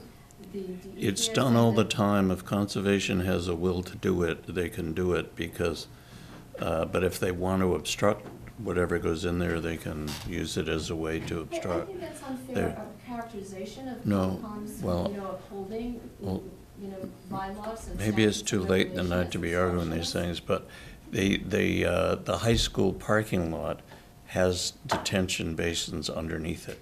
They were built, and they have galley systems. Bullard's has it. They're all over town, these galley systems that are part of detention basins, so you And can my build understanding over is them. that some of these may Now, exceed certain statutes and regulations. another restriction on that lot is it's covered under the Rivers Bill, because apparently that is a perennial stream, and therefore you can't build within 200 feet of the brook that flows through there. And I don't know whether the brook means the edge of the brook or the edge of the wetland surrounding Edge the of the brook. brook. The edge of the brook. It's 100 So all of those things. I'm looking for a reliable estimate of this, of the acreage that's available, not in its most restrictive, if there's a reasonable way. I saw the Concom in action with the Larkin project. It's the only time I've been to a Concom meeting. I was impressed with the tone, the professionalism, the efforts to be collaborative. So my point is not to try to box Concom to do something it doesn't want to do. I'm just asking a sincere, honest question that says, recognizing we have a piece of commercial property that has development potential, and however we choose to develop it, it would be more valuable if we are able to develop as much of it as possible that's consistent with the conservation regulations. I'm not trying to force an issue. I'm just trying to get to an accurate amount of acreage that we're actually dealing with here. That's all. Leslie would be a very good place to start. Leslie Willis, the Concom agent. Okay, we got as far as we're gonna get tonight. And I would just propose on the question of the continuing jurisdiction or jurisdiction of the hospital committee, if we just give them a chance to weigh in on why they want to keep it, if we're doing this. I'm happy with that. 'Cause They're they'll gonna be- meet tomorrow night. they'll be on I the have planned to 30th. be at the meeting, and we can pick that up for a decision It's next, just- and, on the third, they're gonna be here on the 30th. They'll be right? on the 30th, So yeah. let's make that decision there. That's fine. That's okay. Steve had a reason why he should keep it in that case. It had to do with the zone, I think it had to do with zoning, and what I'm getting at is I'm getting antsy about the 40 hours. I'm less antsy about the 40-hour zoning at the campus, because I don't know what else you do with it other than put what the buildings can handle. Right. I'm more antsy about it on Ice House Road, actually for both properties. All right, check that one off.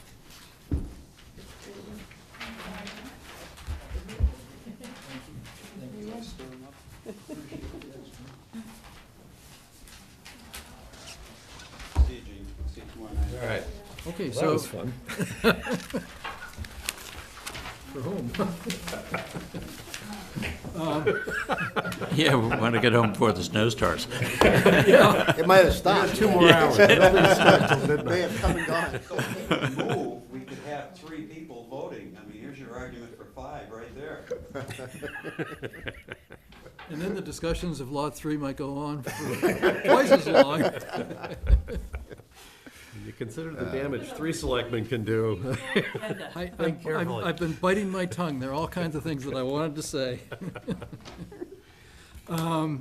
So back to our agenda, and we're under our pending items, town administrator evaluation process. And Mike, you've given us another town administrator goals for the rest of this, next 6 months. Yes, yeah. 5 months.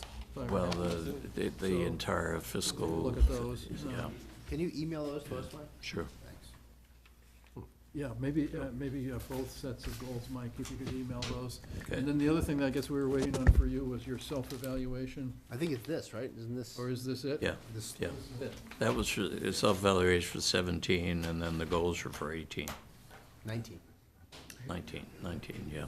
Or No, 18, We're 18, 18 now. yeah, yeah. No, I had We're working on 19. Fiscal Yes, 19 or yeah. calendar 19, No, fiscal Okay. 19. Fiscal 19. which starts July 1 of 18. Right, right. They asked me to do the goals for 18, even though it was half over, so. And anything else on the town administrator evaluation process tonight? And then how about the townwide goals distribution? Are we doing anything else on that at the moment, I Gus? think Gus and I just need to sit down and figure out the best way to do that. Okay. I've done a little research on how other towns have gone about doing that, so I have some ideas on how we should Okay, proceed. so why don't you and I, then for the next meeting, we'll come back in with a combined recommendation. I think the way I would think about it is there's two things. One is figuring out how to get the goals out to people, and I would say multiple channels is better. But then probably getting feedback from people is ideally coming into one spot, so, We can do that all on the new website. okay. The new website looks great, by the way. Thank you. It's a work in progress. We're getting there. I like getting actually got the selectmen agenda from the website before I got it from you this week, so that was very cool. So I encourage people to sign up for the distributions at the website. Annual appointments.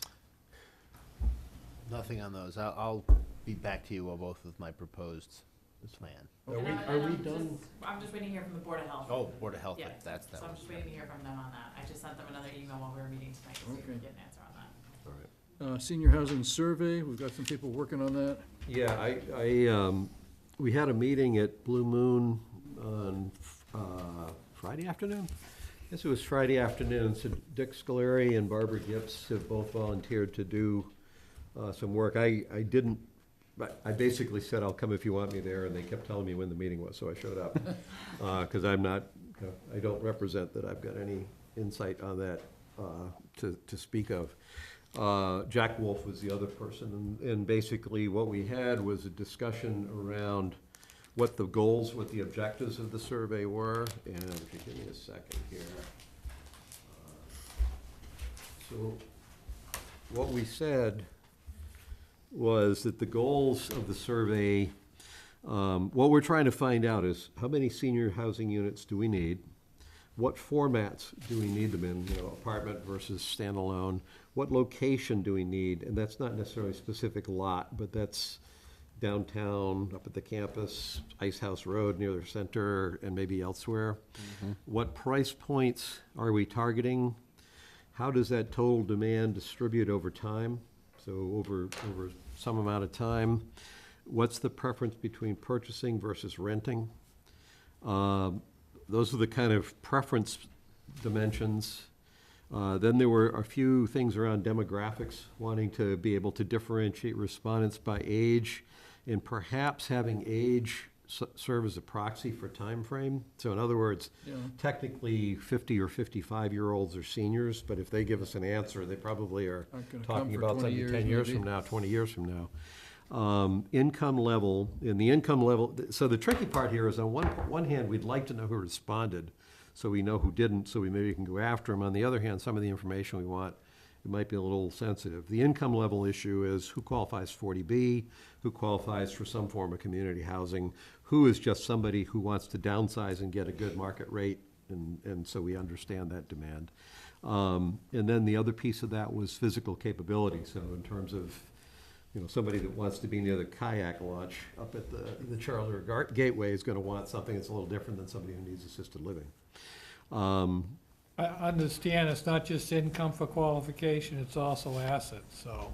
Well, I'm still not smart enough. There's pure 40B, but I think there's a level above that is, I think we called it community housing Right. in the charter, where I think the net worth It's is relaxed a bit. 80%, Yeah. may go as high as 120%, I'm not sure. Is that what the state calls workforce housing? Yeah, Yeah, so being able to figure out when you get the Don't answer get on what credit for it. housing seniors want, what they qualify for from an income standpoint, so we know what it actually is that we're trying to build. We had a brief discussion around, there's at least costs for the administrative costs of getting a survey out, and then there's probably going to be some cost for hiring somebody to do the data crunching. So it's kind of, it's the low-end stuff. It's not necessarily Barbara and Dick, although Jack raised the issue that if, given the scope of the work, it might be appropriate for them to be compensated. That was left as unresolved. Their first reaction was no, but I wouldn't want to necessarily take their first reaction as a final answer. Yeah, given on the I mean, I think if we were going to pay them, I think we then would have to consider what other options we would have for the amount we'd pay them. Yeah, depending on what it was. Right. I mean, At the very least, the administrative costs, I think, are something that we can handle out of the selectmen's. yeah, out-of-pocket budget. costs, Yeah. I think we can handle. But I would just be worried that, I mean, since neither of them, as far as I know, is a specialist in housing surveys, I think you'd wonder if you would get somebody, if you were going to put money on the table, who would be a specialist in this particular area. I do think that they were in concurrence that this will not be a survey of individual seniors, but of senior households. So that at least reduces the total number that goes down. We talked about doing a full-up survey as opposed to a research study that's a statistical sampling. I mentioned that you had talked about wanting to possibly survey people from outside the town, so we didn't resolve anything, but at least they're aware. You'd kind of that talk you- me out of that anyway, but. Yeah, well, I'm They're the guessing- experts on I'm surveys, guessing but- they're the experts. Right. But I at least conveyed that was a statement that you made. And those are the notes that I took from that discussion. I thought, we seem to, the key is, we know what the questions are, they know what the questions are, they have to figure out how to design the survey to get the answers to those questions. And we did not discuss specific timeframes, but I don't think it's a 2-month thing. It's probably a 6-month or something like that. That's it. Okay, thank you. Licenses and permits. We have a motion to, I move that we Everything. approve the licenses and permits set forth in the consent agenda. I actually have a question, unfortunately. If you want, well, do the COA. All right, I move that we approve the request from Roberta Lynch, Council and Aging Director, to serve wine and beer at the Supper Club events on the dates stated in the agenda. Second. all those in favor? Aye. Aye. The reason I put the hold on the second one, this is a 5K race designed to raise money for someone who I think is going to be running in the Boston Marathon for Dana-Farber. So this is a runner who's using a 5K race to generate funds that will then be used as the funds required to be an official runner for Dana-Farber. I believe the course was intended to be around the high school, middle school area, and then go off into the neighborhoods. My only concern about this, I'm guessing we have probably between the Pan Mass Challenge and the Boston Marathon, maybe 20 people in town that run in one or the other of those. This race was going to be actually administered by a professional company that runs races like this. I don't have any problem with somebody using this format as a way to raise money so that they can pay for their total amount that they have to donate. I was worried that we would be approving kind of a privately initiated 5K race, recognizing that if there's 20 people that choose to run in these kinds of races and half of them decide this is a nice format to raise money, we could easily see this kind of request coming in for 8 or 10 races a year. And what crossed my mind is, would it be better if and this is probably a question maybe for Chief Mooney, but would it be better to run a race like this, say on the high school cross-country course, maybe with one crossing over into the hospital property and around the hospital property, so that if we wind up doing this a whole bunch of times over the course of the year for a bunch of different people, we basically have done it somewhere where we minimize the traffic disruption. It's a nice place to run. It's 5K, you can get that much distance. So the only issue I have is, this is the first one of these, it may not be the last. Would it be better not to have something that disrupts neighborhoods at all? So I thought you were going in a different direction. which is to say, if we had 8 or 10 of these, we'd tell them they all have to do the same race and they can split the proceeds. That's where I thought you were going with this, that we wouldn't actually have 8 to 10, which actually would have been a good idea. Yeah. So that's why I guess I've just suggested it. But I think that it's a good thought. And I mean, I would leave to the chief kind of the route, but I do think if we got a number of these, we'd have to consolidate them, or just have like 10 5Ks on one day. Just have Well, the problem you're gonna have there is the people that wanna run, I mean, what you'll be doing is maybe generating a marginally greater amount, and then you're gonna split it in a whole bunch of ways. So I think if you do that, you're gonna hurt it. I don't even know if this is gonna work. Maybe the first one runs and it costs so much to hire and nobody signs up, but, in terms of just a procedure for doing it, it seems to me it might be worth exploring the possibility. It's a good course. It's not that, it's not like throwing people out in a bad spot with terrible footing or something, so. Chief Meany does not love the state hospital course for that, because most people who are running 5Ks like this are not looking for off-the-trail running, which is what the state hospital would be. Okay. Which is why, actually, New Life chose the state hospital, because they're looking for an off-the-road 5K road race. The chief actually recommended this road course to the teacher who's proposed to run it. He really likes this course because it doesn't require any details for him. Then I would just suggest we confirm with him that he would like it if it was been done 10 times in a year. That's my only issue. It's not the fact that we're doing it once, it's the fact we might have multiple. But why don't we do this? Why don't we approve this one, and then if we get that in, then we'll face that issue. I'm okay with that. All right.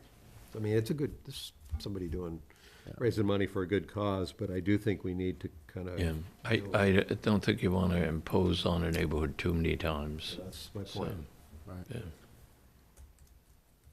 Well, I would move that we approve Ms. Hayes' request for this 5K with the caveat that we're going to take each one as they come in light of the volume that we receive. Okay, second. All those in favor? Aye. Yep. Town administrator update. Yeah, I had a couple of things. We had a meeting on the weather this afternoon at the Public Safety Building with the schools and Public Works and Police and Fire, and the superintendent hadn't made a decision on whether to have school tomorrow. He was waiting to see what the weather forecast was, and indeed the weather forecast has been changed a little bit. It appears that the warm air is moving a little bit further north into the I-95 corridor. Whether it moves any further north up this far, they don't really know. They still expect rather treacherous conditions right around commuting time in the morning. The storm appears, they've lowered the totals for this area, I think, into the 3 to 5, which is not much lower, but depending on where the rain snow line sets up, it could be lower, but it could also mean there would be a heavier, wetter snow. The storm is moving very quickly, which is a good thing, so they expect it to be out of here by early afternoon, so that the home commute they don't expect to have as many problems with as the morning commute. So, that was one item. The other items that I had here was snow budget. I asked the superintendent about snow budget. She said he's not out yet. He is getting low on it, and depending on these little storms, it could be a problem. But so far, he's hanging in there. And the Insurance Advisory Committee had a meeting last week on the high deductible insurance plan, and there seems to be continuing discussion on it. They agreed to have Peter Moran and Tim Nugent meet with representatives of my and Blue Cross Blue Shield. They have a new plan offering through Blue Cross. So I spoke to the head of marketing, and they're going to have somebody from Blue Cross Blue Shield, somebody from marketing, and somebody from their health division come out and meet with Peter and Tim and review it, and then they will get back to the full committee. It seems like there is more interest in it than there was last year, particularly among a lot of the younger teachers. So Are the teachers actively opposing it still, or not? Weren't they I actively opposing it? don't believe so, but I don't. They just didn't endorse it. Last year was already. The what, yeah. I don't know exactly what's happening because teachers are entering into collective bargaining this year. Their contracts are up, so, and I don't know, I'm not privy to what's going on there, so I don't know what,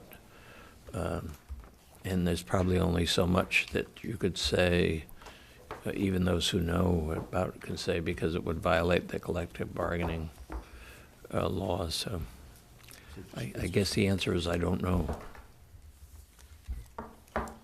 And that's it. That's it. Selectmen's reports? So, Mr. Marcucci. yes, so my report is about, I mean, Pete was there last Tuesday for the Affordable That was a Housing great Trust meeting. Board meeting. And so John Kelly presented his revised proposal for the corner of Dale Street and North Meadows. And we sort of need to decide what the process is going to be from here. There's got to be at least one more meeting of the Affordable Housing Trust Board to come up with a recommendation from that board to the select, and then what do you both think in terms of our schedule for reviewing it? I mean, John's obviously eager to do this sooner rather than later. At the same time, there's no particular urgency in the sense that it doesn't have to happen next week or what have you. But I said to him at the meeting that I think at this point, he's done enough work and we've done enough work that we sort of owe him an up or down, whether we're going to endorse this as a lip or not. So it's not kind of hanging out there. One option, our next Affordable Housing Trust Board meeting, our next Affordable Housing Trust Board meeting is Saturday, January 27th at 8 a.m., which is sort of a process, procedure, and planning meeting. And we've invited a number of other town boards to come to that. But the next regular meeting is going to be on February 6th. We're going to meet with the representatives of the Legion to talk about their project and their potential there. One possibility would be to do another joint meeting between the Selectmen and the Affordable Housing Trust Board that night to deal with Mr. Kelly's proposal. We could have a meeting of the Trust Board that night on that topic, and then further Selectmen's meeting. So I kind of, Pete, you were there, so you have a... So my reaction as I thought about it was that 36 still sounds like a high number to me. I don't know what the economics of it are because I don't do real estate development. And so that as a town, I guess I was thinking as a selectman, my approach should be to not to give him bonus density, but to give him a reasonable density that creates a reasonable profit. And I was wondering to myself if there's somebody that could evaluate it for us or tell me what that number is, whether 36 is the right number or whether it should be 20 or what it should be. So that was the only, I had that takeaway from that meeting, and I had the other takeaway for me was how the neighbors seem very accepting of Mr. Kelly at this point, and his proposal, even at 36 units.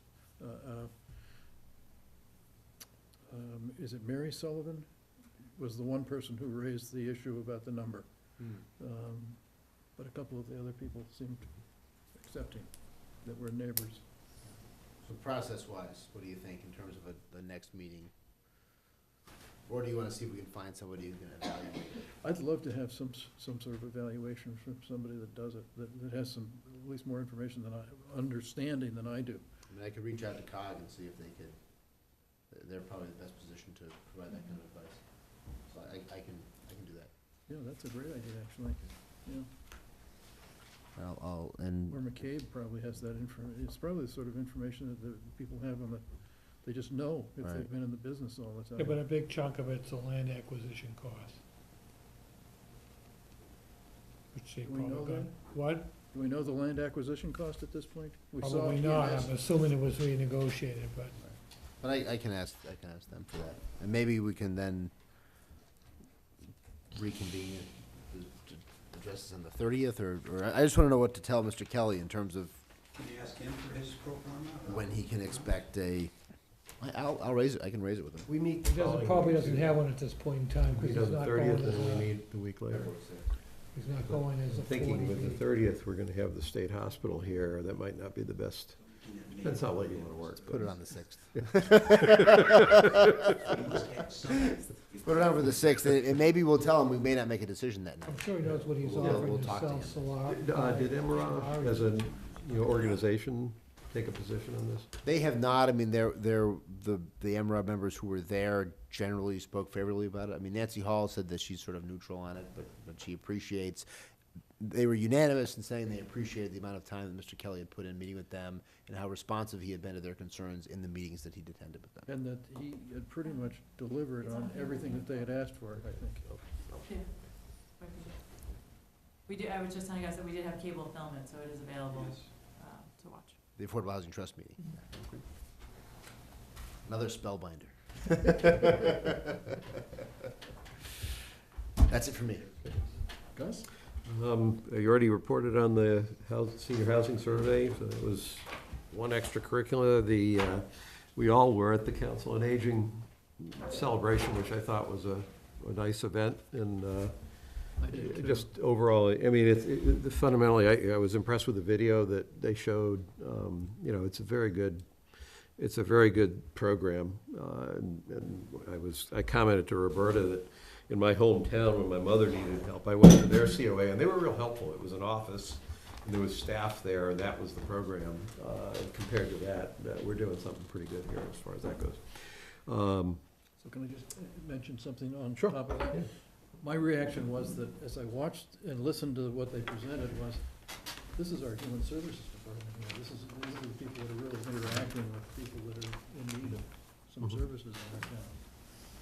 Yeah, I had a similar thing. It's like sometimes you only look at what you have to do, and then you find places where the people that are running it actually put thought and their heart into it, and what they do matters, except it's not all purely a budget task, scope of responsibilities thing. It's I don't know, the creativity, the effort that goes into it makes a big difference. And then the only other point I had was the Eagle Court that you and I were at on Saturday. I thought that was so cool that Ty and Danny came back to get their Eagle Scout, because they're both in college now. Oh, wow. It's not unprecedented that somebody gets Eagle just as they graduate, and then they turn 18, and then they go to college, and then it's like, all right, when can we get them back? It has to be on a holiday, but it's yeah, nice that that they're willing to Yep. come back, because once you're in college, I mean, you're off on a different track. I was sorry to miss it. I was chaperoning a 7-year-old birthday party. we were pretty sure that you had a good reason. Yeah. Did the police come or not? Narrowly avoided. Narrowly avoided. That's all I had. I did some office hours, and they were pretty busy. I went to the State Hospital meeting, the Council on Aging, the Medfield Foundation had a meeting, the Affordable Housing Trust, the Energy Committee actually met, and what are they doing? Well, they're just very active at this point. They've got a new chair. Leah Linsky is the chair now. So, and that's it. Informational stuff? Mike, Chris, anything there that we should let people know about? All right, well. Sovereign Consulting, they're still sampling the Texaco station spill. We keep getting this unemployment trust fund. What are we supposed to be doing with that money? I just want to let you know that, we appropriated 30,000 last year or this current year.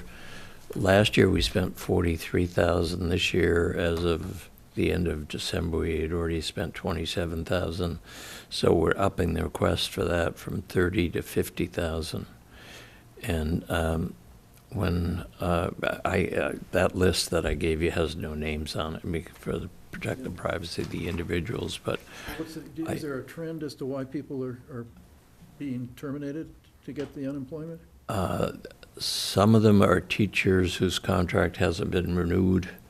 They have 3 years to get tenure or whatever it is. Some of them, I believe, are school department. It was 100% schools for this year. Anyway, 98.8% last year and 100% this year. Some of them, I believe, are school department employees who don't work summers and who don't have a contract. For example, it could be a substitute teacher, it could be a cafeteria worker or something like that, or a secretary who only works during school. They would be eligible for unemployment during the summer. And we had a trust fund that worked great for years until the interest rate started to fall and they loosened up on what would be considered eligible for unemployment. So in order to maintain some semblance of that trust fund. I think we're now down to about 160,000 in it. We were over 200,000. So we need to up the appropriation to cover what seems to be the actual cost of unemployment. Otherwise, Is that a warrant article? I'm trying to it's a think. it's a budget. It's an unemployment budget, So it's just part of the. operating budget, yeah. Because I don't remember ever. And what we do is we appropriate the money to the trust fund, and then we pay the bills out of the monthly bill. Cities and towns had a choice about 20 years ago. They could either pay, like a private employer, 2% of the salary into the unemployment insurance fund, or you could pay actual claims plus a percentage for administrative fees. We, like most cities and towns, chose the actual unemployment cost plus a percent administrative fee, and it's worked out much, much better. Saved us probably a couple $100,000 anyway. But, you have your bad periods, and we're in a bad period right now. Whether that will continue or not, I suspect it might. I think they keep loosening up on eligibility requirements, and it's like everything else. If they can give it away for free and get elected, they will. So, but, So we all done then? yeah. All right, I'll move adjournment. I just wanted to compliment the attendees at the meeting tonight, because I think that the quality of our attendees has gone up dramatically tonight. Well, at least half, right? At least half. We're live tonight. We had several comments during the meeting that you were out live tonight. Excellent. Were we actually talking close enough to the microphone? Or shouting close enough, yep. Oh, we were too loud. Now we're too loud, we're too soft. I think one thing about the audience tonight, the size of the permanent audience has doubled. That's true. I don't have to go home with anybody, that's the good thing. You have to go home to somebody. I think we're adjourned, right? We are. We're off the We're road. adjourned.